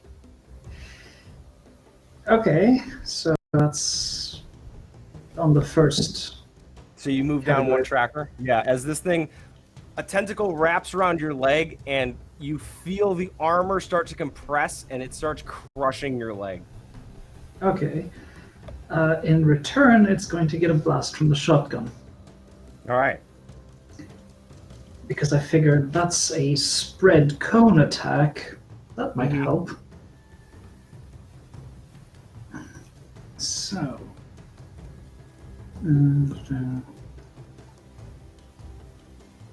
So that's just the combat percentage, is it? Yes. Yep.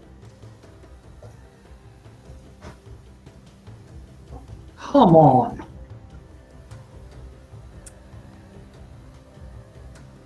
Celestine, you are kicking yourself because in your haste to draw your shotgun, you didn't rack a shell. And as you pull the trigger, there's just a mute click. As you curse yourself and pump the shotgun, it'll be ready for your next one, but that is an action point to attack. It is not because of my specialization. That's right. That did not cost me an action point to do. What I am going to do... I'm the tank. I am almost literally the tank. If I'm here to protect everyone, just keep behind me, huh? And charge straight into it again. So you just like knock into it? Yeah, just essentially this wall of armor barreling into it, and if there's any way to try and maybe like smush it up against a wall. Let's call this a takedown.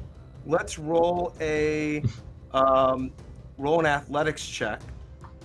Yeah. And this thing has to roll coordination, which I don't know if it really... Oh, it does have.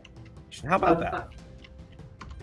I had in fact meant to do the actual charge action, but... That's fine. So charging... Takedown is also good. Yeah. Well, you were like right up in its face already, so we'll say it did not roll particularly well. And you rolled very well.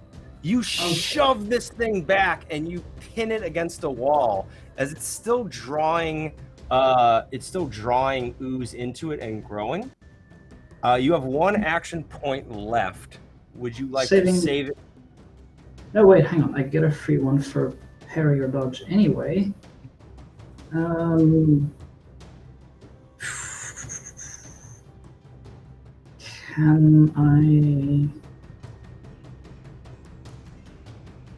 I'm gonna try to go for a stunning blow. All right. So roll another athletics test. Yeah, I forgot you have like all the ooh. I have all of the combat advantages, except being able to hit, of course. So for a stunning blow, it will it has a toughness test to resist. Mm-hmm. So we'll see if it resists. And while this is happening, oh yeah, it definitely resists with 3. Crane. I tried. As Celestine pushes this thing back, it reveals something on the ground to you. You notice the distinct handle of a weapon laying on the ground, buried in the muck, with a tube coming out the back of it, like a fuel line of some kind, leading to a tank. And it is now your turn if you've seen this boon revealed to you. And rip it up out of the muck. You now have a flamethrower. And the only thing to do with the flamethrower is to use it. So I push the button. Yep. Throw them roll an flames. attack on this. I can do that. I hope. I'm right here, buddy. It'll be fine. Yeah, I've got power armor. It's good. Like, literally all Celestine does is close the visor. Oh, no. Is there anything I have to flip, or... You know what? Actually, that Flip's reminds me of fortune points. We don't have the icons here, but we can have the fortune points. You can have one reroll for the game, but you will give me a reroll later in the game when I want one. That's fine. All right, go for it.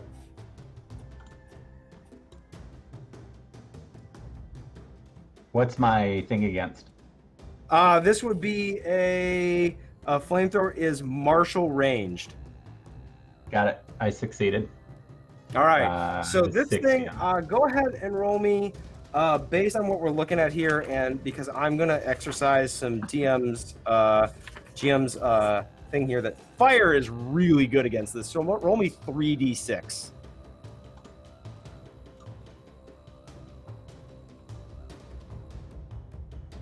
And that's 9. Do I add anything to it? You add your CB.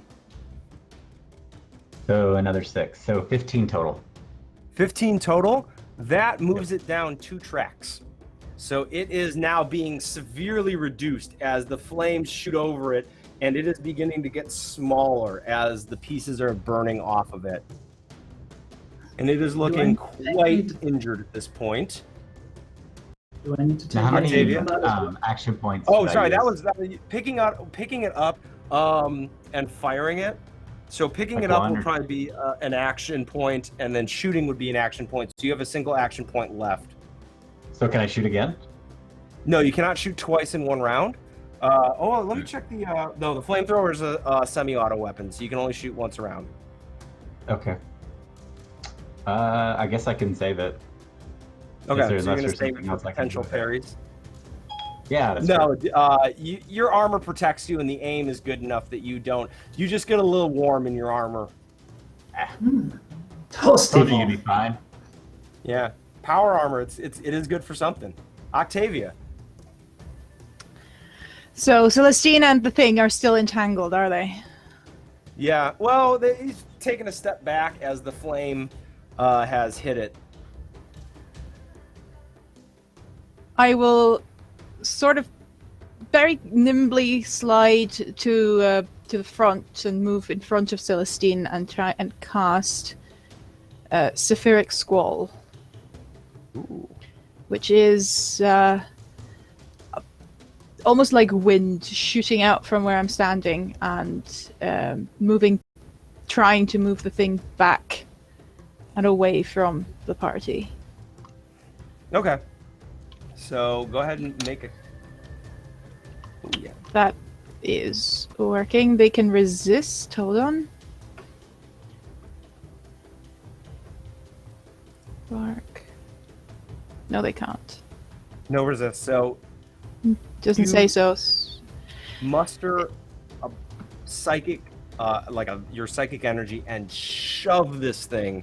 And Celestine, you watch it slide away from you along the wall into a corner of the room, where it is now being held by Octavia. Is there a visual cue that you're doing this? Are you holding your hand out or anything, or are you just standing Holding there? my hand out, you'll see the air flimmer a little bit as if there's a harsh heat, but you can't feel the heat. You can only feel a little bit of a breeze a backdraft, if you will. It starts its turn with 1 less AP in combat, and when it's remaining within the burst, needs to do a successful athletics test to resist, or they cannot use any movement actions. Excellent. Ranged weapons, though, inside or outside, into the skull automatically fail. Okay. So you can't fire into it. Though I think for us we'll say that like laser weapons and flame weapons, laser weapons definitely work going in there. Your call. Zenaria, the creature is being held in a corner and is not in any danger of hitting you at this point because of where it is. What would you like to do with the room? Okay, so from where I was, I couldn't find the codex. Yeah, you can now make an easier search now that you're no longer feeling the pressure of this thing like attacking you. Yeah, I would love to do that again. So make a straight scrutinize.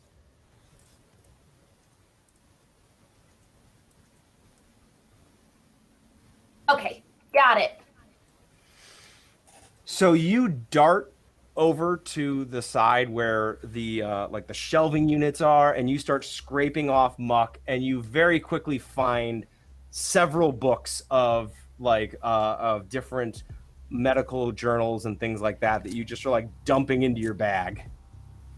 Okay, and Zenaria, as she's doing this, is gonna be like yell like "found him" and like scoop him in there. If nobody acknowledges me saying that I found them, I will go and like turn and like get ready to help attack. But if people recognize and start moving out, Zenaria will bolt out. Is that okay? All right. Can So I do that? everyone can have heard you. Like everyone heard your shout. So we are now moving to the creature. What is it? Test does it need to make to get out? Movement. Hold on. I'm double checking. Athletics test to resist. Yep. Athletics test to resist. Oops. No, does not make it. It is struggling against this, but it is being pinned firmly in this corner. Celestine, what are you doing?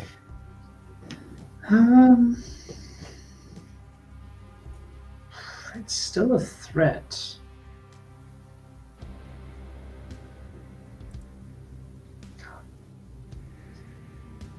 You said ranged weapons won't work shooting into the skull. Mm-hmm. How would you rule putting a shotgun to its face? I would say that you move into it, but putting a shotgun in close would work. Okay, then moving right into it, and this time, sure that a shell is in the chamber. Fire off a shot, try to just blast it over the wall as much as I can. It's being held and you're pressing the shotgun directly to it. I am saying that this is a plus 30 to your attack here. Okay. Well, please work. Oh yeah. Nice. All right, go ahead and roll damage. And hang on, for the shotgun, that was punishing, which I think was another d6 fury die. Yep. So should I just roll 2d6 then? Roll 2d6 and add your combat bonus.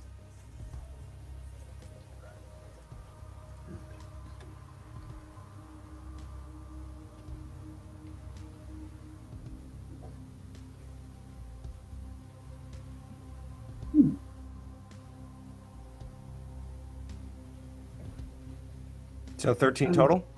Yeah. Excellent.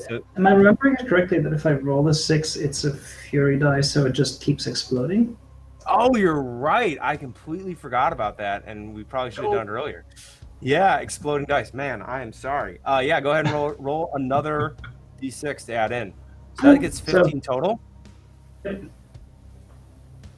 So you stick the shotgun in the skull's mouth, pull the trigger, and the entire top half of this just disappears in splatter, and the rest of it begins retreating down into the muck. Okay. The And room goes since very still. we are badasses in space, that means putting the shotgun on my shoulder, turning around, and walking out of the room. I am done with this. It's done. Scenario, you've got the logs. Let's get the hell out of here. Penitent, standing at the door, says, "Good work. Let's get back in the hallway. Everyone out. Everyone out." Octavia will linger a little bit. A little bit sad. You feel a residual hunger in the room, but also now like a cautious fear. It's not entirely gone.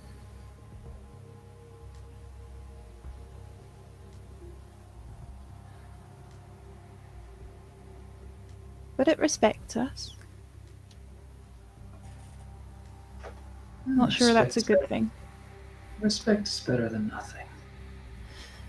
It doesn't like having to respect people. I want to see the logs. I want to see what it is. What happened here?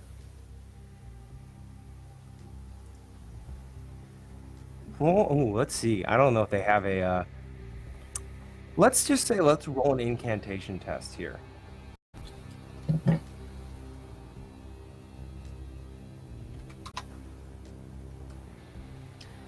That should succeed.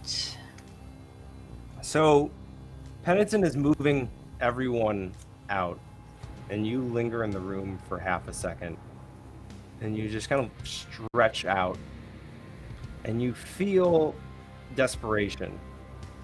That of the doctors working desperately hard to address something or cure something, and it just getting worse and worse, and more crew coming to them. And then you feel panic at the word change floats into your head. And then you hear screaming again. Zenari, am I fair to assume that you were the first one out that door? Yeah, probably. I've got all the things that we've got to take back to the ships, so I've got to keep them out of the ick. When you're moved into the hallway while Octavia's lingering, you hear below you in the floor a scraping, skittering sound.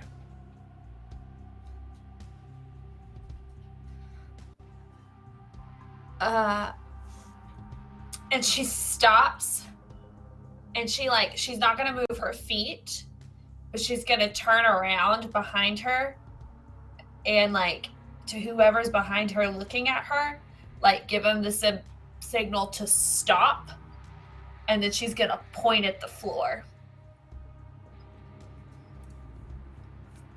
It's probably Matt. Sorry, Crane. Yeah, I'd say Crane, you're probably the next one out the door.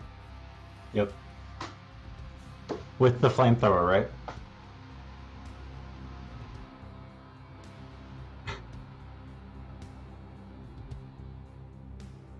Yes, with you still have the flamethrower in your hand, and you see Zenaria indicate pointing down. And I look. You see metal grated floor. You know what? Is it? So it's a. Can I shoot down into the grate? Right below the grate, you see workings of piping and electrical Okay, so conduits and things Okay, like so that. I see enough to know that it's not a hole or whatever. Yeah, no, nothing's. Nothing's gonna grab. It doesn't seem like anything could come up and grab you through it, but it's definitely grating. Okay.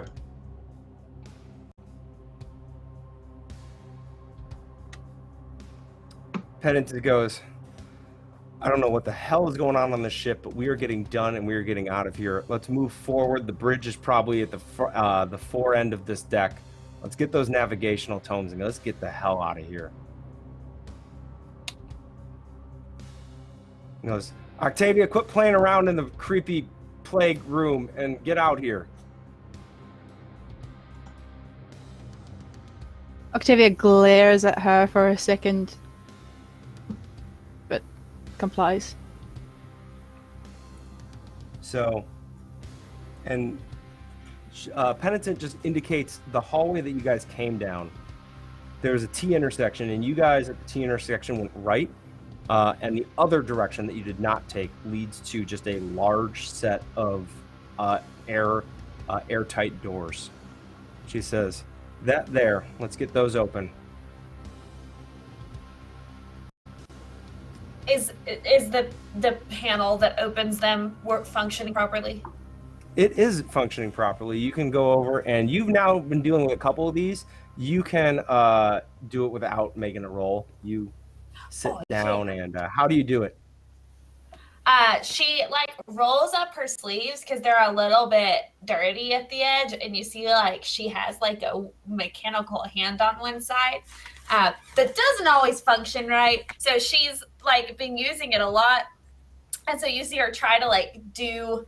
I assume that there's like is there like a keypad, or is it like what am I looking at here? So you see before you see a keypad with an older alphabet. You understand it because you've studied this, but it is an older, the symbols on it are older. There's also some input sections that your mechanical hand is designed to interact with also. Perfect. So she starts typing in like the coding into the panel, and her mechanical hands like is not cooperating. So she's sitting there shaking one hand while she types with the other, and then does the inputs with her mechanical hand. And when she's done, she turns around and puts her hand on her hip and hits like what would be the enter button, like the final key, and like watches everybody to see if they're like admiring her handiwork. They probably are not.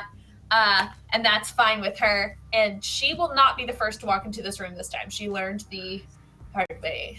So you open the door with your pose, like hitting the button, and the door opens with you facing towards everyone. And behind you, they can all see an empty bridge. Dark control panels, large windows looking out into the vault of night. Leading up, like large sideways with bulkhead going up. And in the center of the room is just a clear space with a strange, it's almost like an altar erected. I give Penitent a look. Penitent says, taking their lead. "Well, this is in line with everything else on this ship being completely foobar. Crane, Celestine, you check it out first.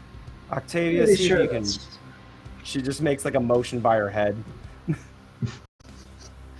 So we'll start I'm with pretty the sure movie. I that's- walk in. Yeah. Yep, You guys I go move in in. with the flamethrower ready. Where are you scanning? Like, describe yourself looking around a little bit. So I walk in and I start looking at left to right, top, then work my way down right to left, bottom. As you scan the room and your eyes trend upwards, you start seeing there are shapes on the ceiling. And you see on the ceiling, it's a fairly large room with a very large and a high vaulted, like a high arched ceiling. Mummified corpses all stuck to the ceiling. Just hundreds and hundreds of them. I just say, this can't be good. Oh, no, it can't. And then I tell the folks that aren't in the room, I explain what I see. There's a bunch of bodies stuck to the ceiling all over the place.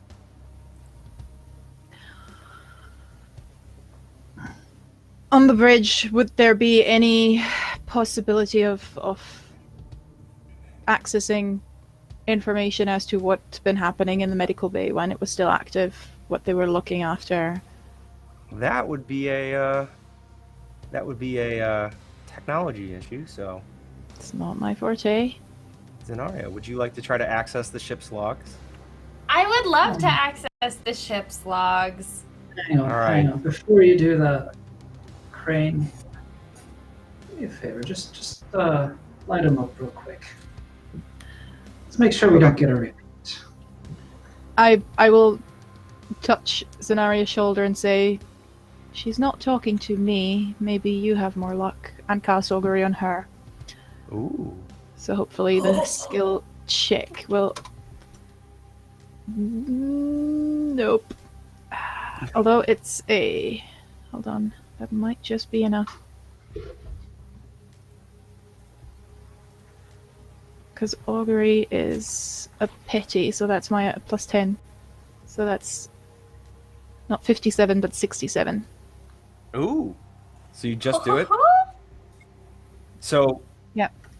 Flipping back real quick, so the casting, Celestine calls out like, hey, light him up, and you feel Penitent put a hand up and say, I don't want this whole room going up. Let's hold off. We light him up on our way out. And that is when Octavia lays a hand, and you feel a heightened sense of awareness flood into you. The void And will just help. You see Zenaria go really wide-eyed as she is trying to align this new heightened sense with a specific sense. Almost like she's trying to figure out if it's something she's seeing. She's trying to figure out if she's hearing it, if she's smelling it. And she stands there in confusion for a second. And then if nothing happens, she's going to go up to the computer and try to get into the logs. Yeah. So, and this is an auto crit, right? Yeah. So, yeah, how you go over, you see the council. The council is currently unpowered. But Okay. you know how to get the power back into this. Yeah. So, what do you do? So first of all, if I can't find I'm gonna find the power source of the console, where the console connects to power. If something is wrong with that entirely, I want to strip those wires and connect it to the power of the door, because the door does have power. Yep. So it takes you maybe 10 minutes, but you rig this up really quick, and the console blinks to life. And Zenaria kind of stretches for a second because she's been down and doing stuff, and she's gonna go over to the console. Zenaria's gonna turn and look over her shoulder at Octavia and be like, so what am I looking for again? Medical Ship's bay. logs. Yeah. Ship's logs. Everything that happened here.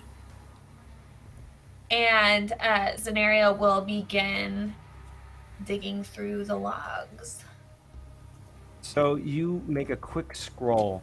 It's an older version of your main language, but it's still discernible.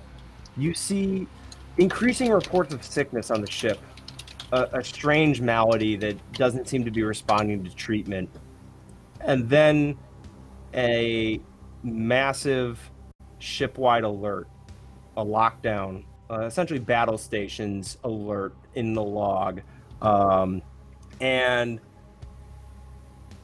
the mobilization of the ship's Astro Templars to contain some sort of a threat. And from then on, the med bay had been placed on lockdown. And then there were reports of other strange sightings on the ship.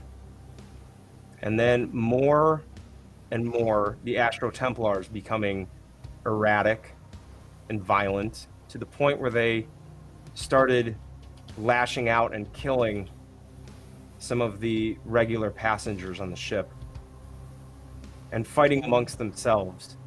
And soon all records of the Astro Templars on board are gone. And then finally there's word of a mutiny, and the captain ejecting all of the life pods empty, and then there are no more entries. Zenaria, as she's reading and gets to like the Astro Templars part, looks up at both of the Astro Templars in her party and is like thinking through like how like does any of this match up to what's happening? Like, is it something that I can recognize? And she'll even look over to Octavia and kind of discreetly gesture for Octavia to come and look at what she's seeing. Because she can't quite make sense of it. And kind of point out the parts that she feels like she can tie. So, like, she can tie that when the Astro Templars locked down a room, it was probably the room with the creepy thing from earlier, and, like, all of that different stuff. And I will have a look. I would have been looking over your shoulder quite eagerly. Is there anything about this room in the logs? The bridge, all you see is a final entry. All hands on board, report to the bridge.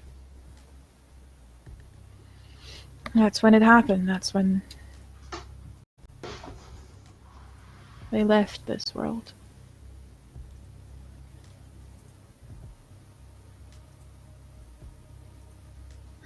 That's when what happened? Right. Death, of course. Share what's in the log with us who are keeping you alive. Well, y'all are probably gonna go crazy. Try not to kill us. Zenaria kind of jokes, but actually though, and then she starts like kind of giving a brief overview of the major points that would take like maybe like a summary of like 3 minutes. Mm-hmm. Once you get to the point of Astro Templars going a bit wonky in the head, Celestine's first reaction is just glancing down at Crane like, all right, you're younger. You're first. I'm going to go ahead and do the same. Just kind of size up Celestine. Think about his behavior. Zenaria's gonna into a big giant alien. Doesn't seem very smart for somebody who's 300 years old, tactically speaking. Got it off your back, didn't I?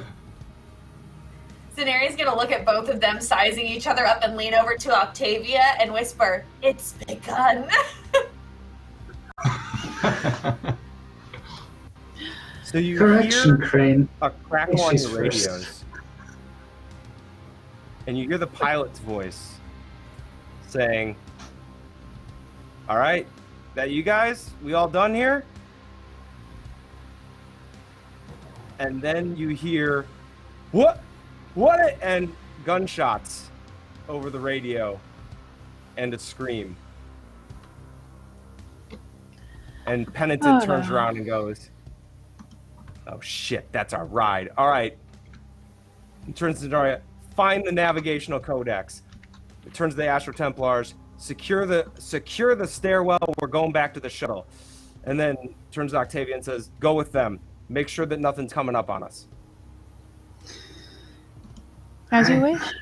Let's do what the boss says. Crane, Yep. you found some equipment. Why don't you light up the stairwell? Make sure nothing's about to rise up in there. Yep. I kind of go in beforehand, and anytime just kind of spray it down. Soften up you just whatever's out there. drench this stairwell on fire. You give the tank a shake, and you feel like you got 2 more good shots in this thing. After that, the stairwell illuminated in light. You see nothing in there as the fire burns down. Zenaria, you are very easily able to find a book. It is out in the open, containing this different star charts and things like that. You're easily able to find it and pocket it. Question. This is if I can do it quickly and successfully. I assume there's a memory drive in the console that holds all the logs. Can I just rip it out and fix it later? Yes. Yeah, you can just reach in. We'll make this a ancillary effect of the spell that you understood all the equipment in there, and you just reach in, tear out the hard drive, and just take it with you.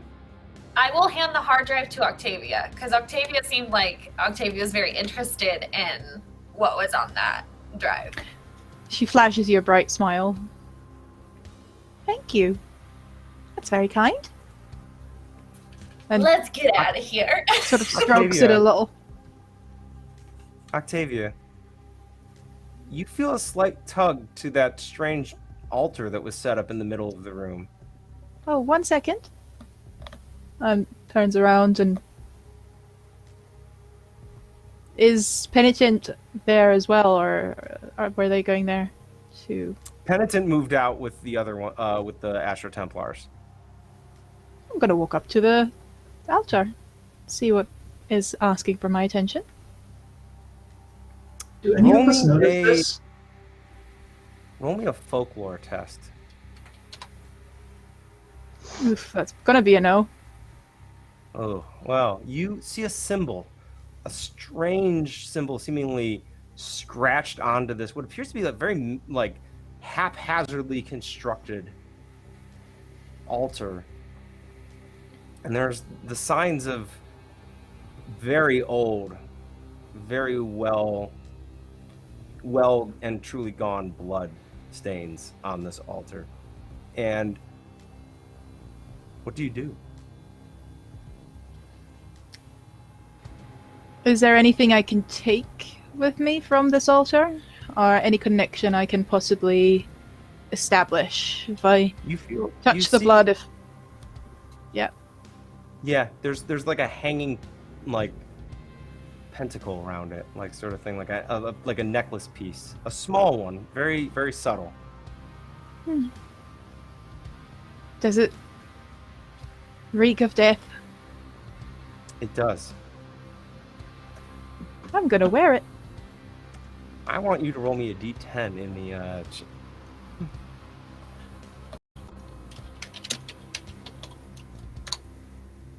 6. Yeah, you take 6 corruption. Oof.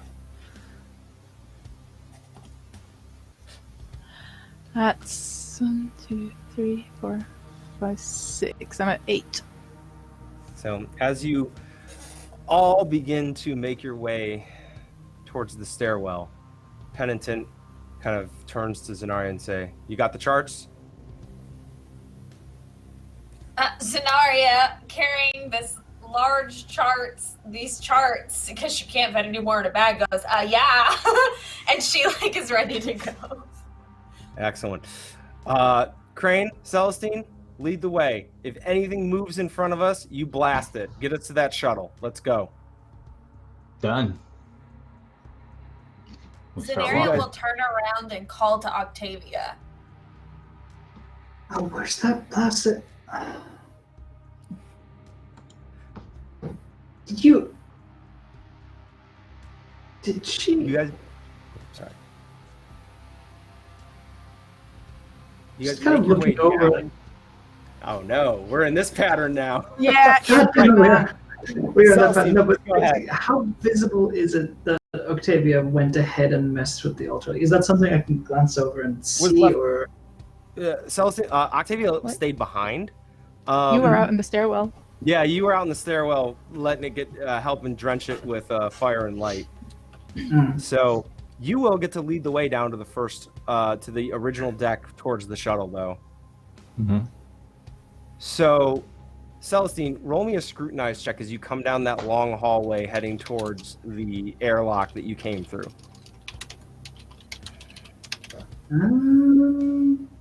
That's really good. Hey. So as you start to enter the hallway, you can see all the way down this hallway through the airlock. You see a splatter of blood on the wall of the shuttle. And you see movement flash into one of the doors down that hallway.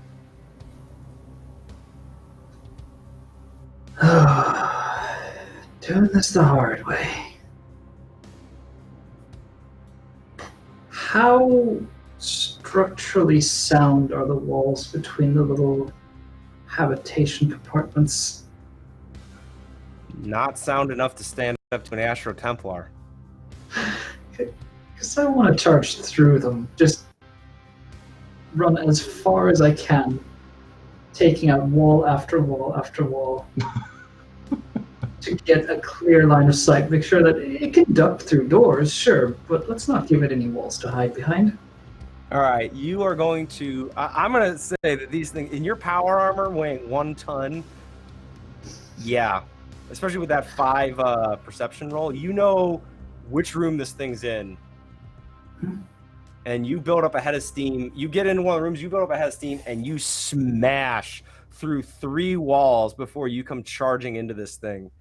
It is the same monstrosity that you saw down in the reactor that landed on you. And now I'm going to say you have now the benefit of taking a charge. Okay. With this action, is it possible to get one attack in before everything else happens? Okay. It is decidedly surprised that you came smashing through the wall. I'm going to take the Morning Star out. Ooh. So that would be martial melee.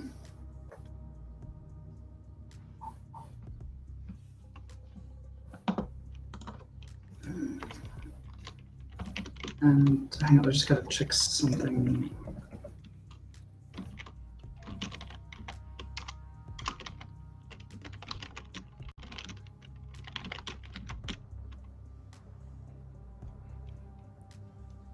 Oh, come on. Sorry, there's one particular weapon property that I'm trying to remember. I'll just go ahead and roll the test, and I'll glance at it for you. Okay, well that is a success on my part. All right, go ahead and roll me damage for it. So you're using a Morning Star? Yes. So that is Excellent. Vicious, powerful, and adaptable. So vicious it's going to have to roll. Well, this thing actually can't take injuries. So, but go ahead and roll me that damage, and I will really quickly glance at my thing and figure out what powerful does. Okay. And adding another d6 fury die, because apparently I'm all about doing that. That's 11. And let me know what this looks like when you come crashing through the wall to crack this thing with a Morning Star. It is not dead, but give me a picture. Basically, just like shoulder charge. So putting somewhat sideways, getting a shoulder in, and then as soon as that wall is out of the way, that armored arm is going to take every bit of wall that's being held there, shove it aside, and the other arm comes swinging down with a Morning Star. Outstanding. So this thing needs to make a toughness test to avoid being knocked back after that impact. Oh, it critically succeeds. God. Just barely. And you now are getting a really good look at this thing, and it is horrifying. It is a pure horror. We're gonna enter initiative now. So you guys see Celestine hand up, like stop, Morning Star out, sidestep into a room, and you just hear the crash of 3 walls fall, and you hear this horrifying creature's wail as it gets cracked with this Morning Star. Crane, it is your turn. You the first thing I do... Oh, go ahead. I was gonna say, you are 1 move action away from getting into this particular thing, so that if you wanted to move, that would be a single action point to get to the engagement. Okay, well, I scream back at Octavia and Zenaria and Penitent and tell them it's happening, that Celestine has lost her ship. And then I go in anyway. And as soon as I see the creature, I do the flamethrower. All right, roll that attack.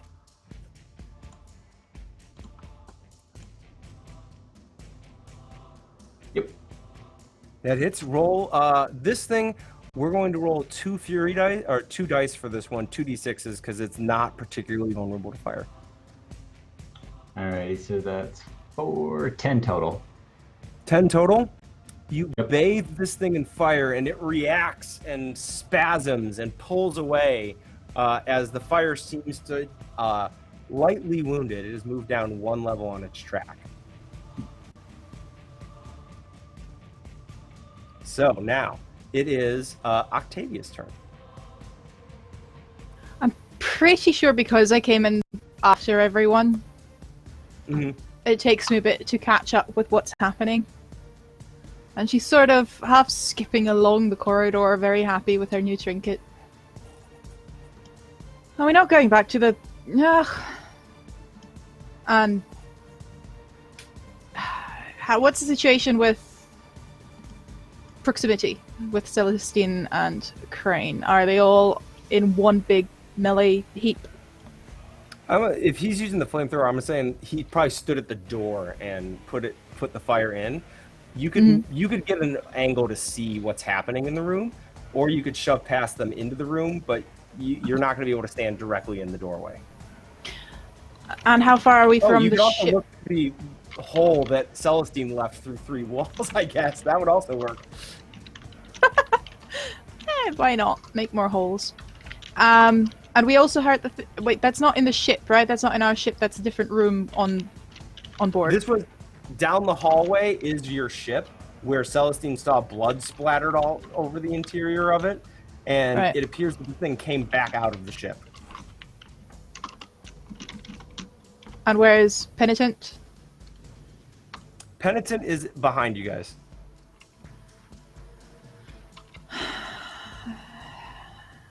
Are we fighting or are we leaving? I will ask them.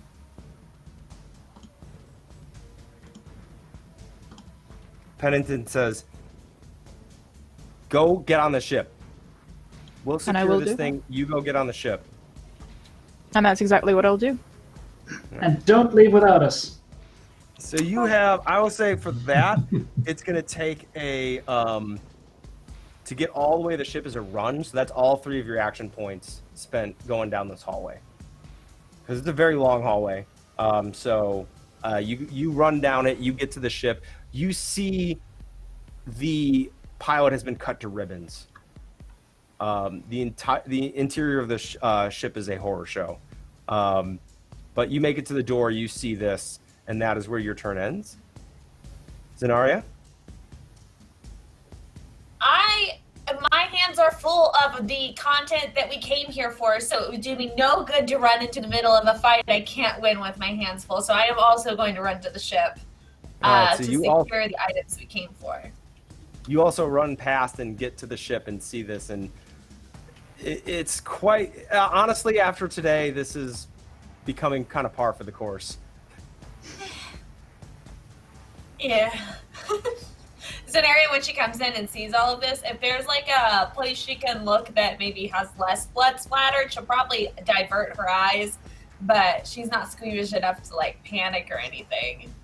Octavia's already with full hand sort of trying to do put the various body parts on the floor, whistling a happy tune.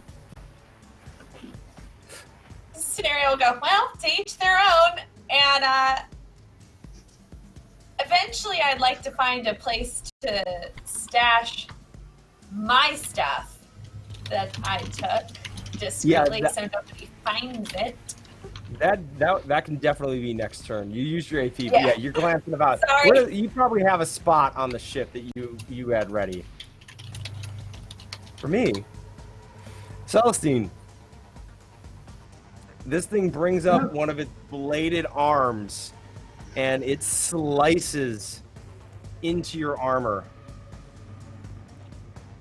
Oh boy, this is gonna be 25. Okay. Does it explode? What track are you on currently? Does the 6 explode? Oh, the 6 does explode. You're right. Thank you. You're welcome. So that is going to do 30 damage. God damn it, Lydia. That is going to... I'm pretty sure that's an instant kill on me. Is it? I mean, my damage threshold is 11. But the number's off to the side, counting down.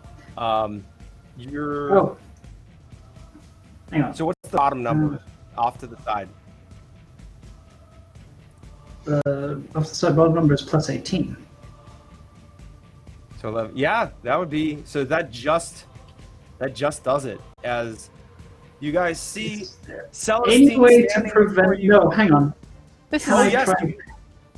I get my Yes, parry you on can. that. You can try to I parry. will try to parry it. You saved an action point. This is a big parry. creature. Yeah.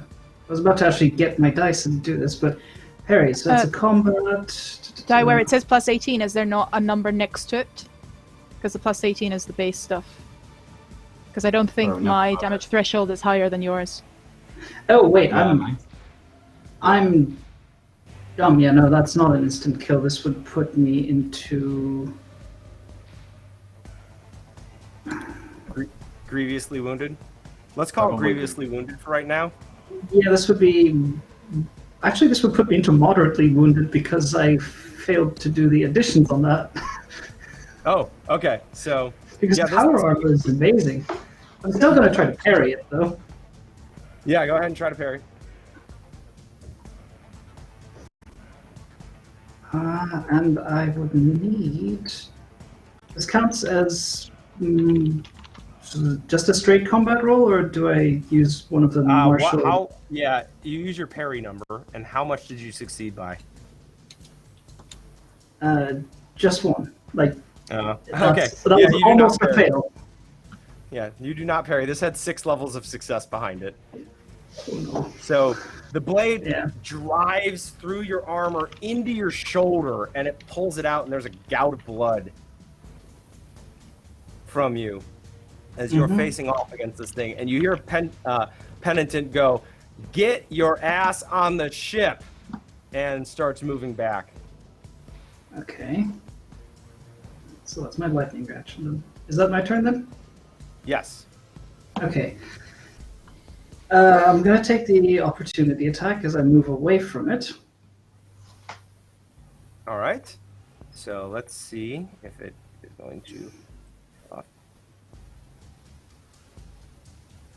Yeah, it just hits. Of course it does. Yeah, this thing's a big monster. Oh, that's not too bad.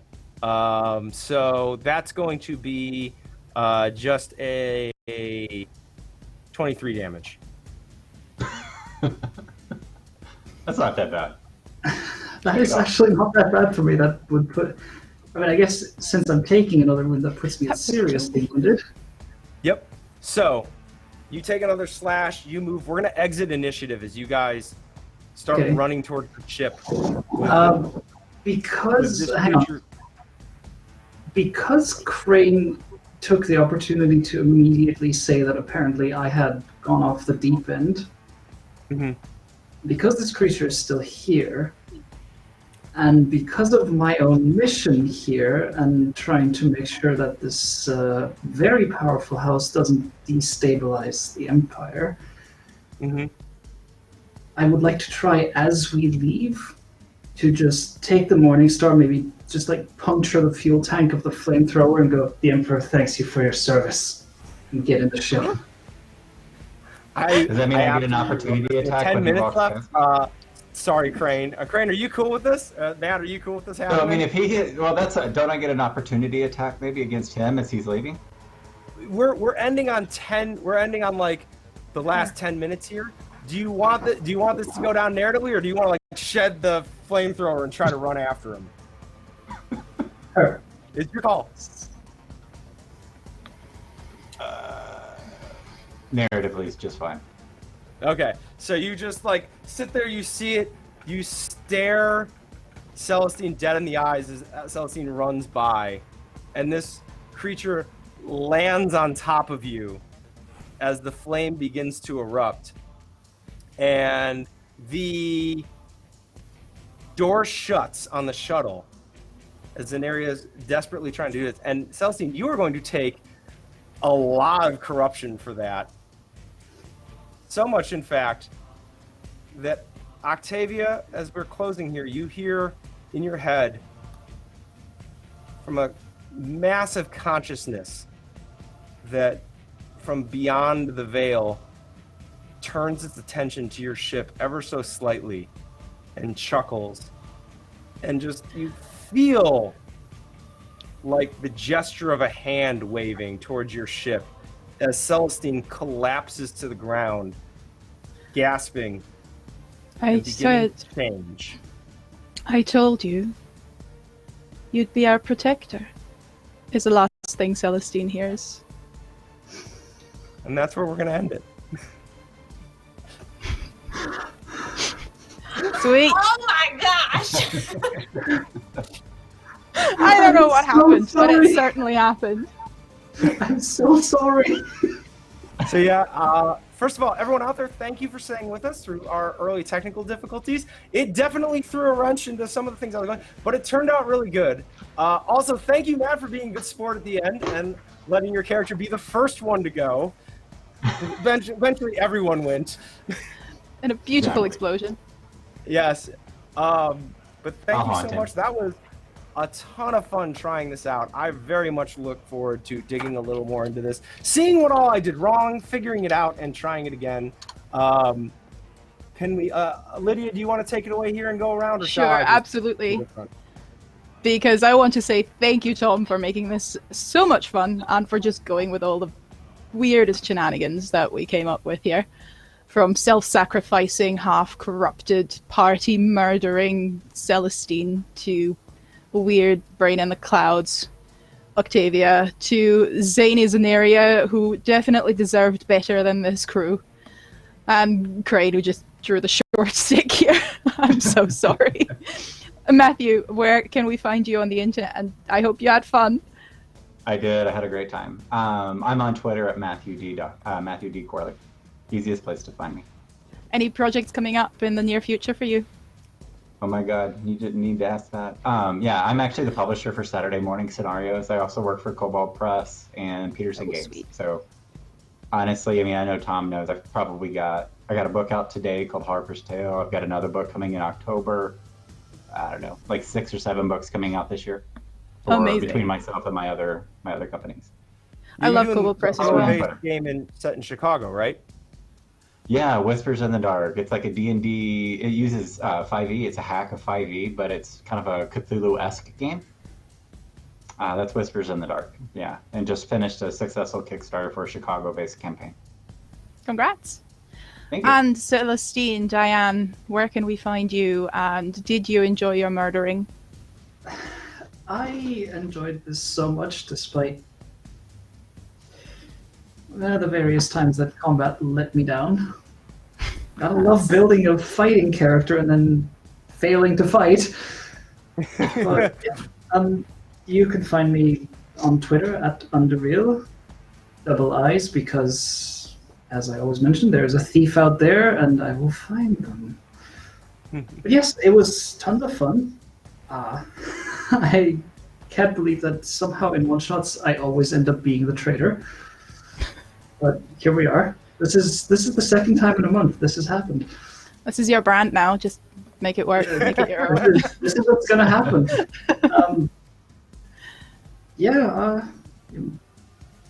I don't really have anything going on project-wise or such, but Keep an eye out. hopefully you'll see me in the future here as well. And Yeah.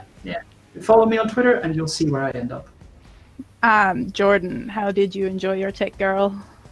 And where can we Oh my find you? goodness. I actually really like the Dark Astral, and I can't pronounce the name of it, but Zweihander? Zweihander. Maybe? Yeah. Yes. Yeah, you're there. But no, it was great, and playing with y'all was absolutely fantastic. Amazing job GMing. Amazing. My mind is blown. It was great. I loved it. Scary. Also, no more mush for me. Hi, I am Jordan, aka Sassy with Sander. You can find me on all social medias under Sassy with Sander. I do music on YouTube. I am Adina in Fate and the Fable Maidens, the all-women family-friendly podcast. And I also help run a Twitch channel where we play video games called GM Streams. So if you need any TTRPG people, hit me up on the Twitters because I am currently available. So. And speaking of our wonderful GM, how did you enjoy your first Dark Astral array? Can you believe that this guy, it's the third time he actually GM'd a Zweihander thing? Just smooth. Just fuck you, Thank Tom. you. I'm definitely going back through this book and trying to figure out a bunch of stuff that I was like, what do I do here? So definitely going back through, but I had a blast. You can find me at TP_Grant on Twitter. I am playing in this lovely lady's Guards campaign, which has been fantastic here on Encounter Roleplay. She plays in my mini arc over on Master of the Game, where we are doing the Adventures of Wildmount, one of the adventures in the Wildmount book. They're about to get into their own little finale sort of segment there. Yeah, wasn't there a big fort with lots of people? And I'm also a player on the Forgotten Throne on Wednesdays on that same Master of the Game channel. So that's where you can find me. Sweet. And I'm Half-Arsed Hermit Lydia. As Tom said, I'm currently GMing the Guards game, which is actually coming up next week with the big finale. It was a mini arc, so just 4 episodes, and our Guards went off the deep end last session after being so good and so efficient for such a long time. And then things happened. William happened, mostly, which is Jesse. But if you want to tune into that sort of Pratchett-esque Scottish history mix of fantasy D&D, then stop by again next weekend at 2 p.m. ADT EST or 7 p.m. BST.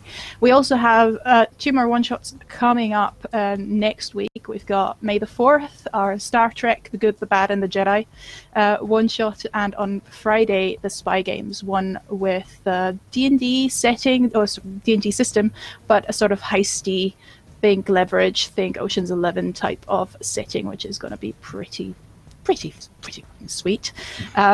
But there's also, of course, our lovely sponsors. We want to thank one more time from our friends at Fantasy Ground, which we use to roll, to our friends at Wormwood, which give us a little discount code. Not a sponsor as such, but those Wormwood boxes are still nice. And of course, World Anvil, which is just bloody amazing to make worlds, create this whole setting, this whole playground to really sandbox for everyone to play in.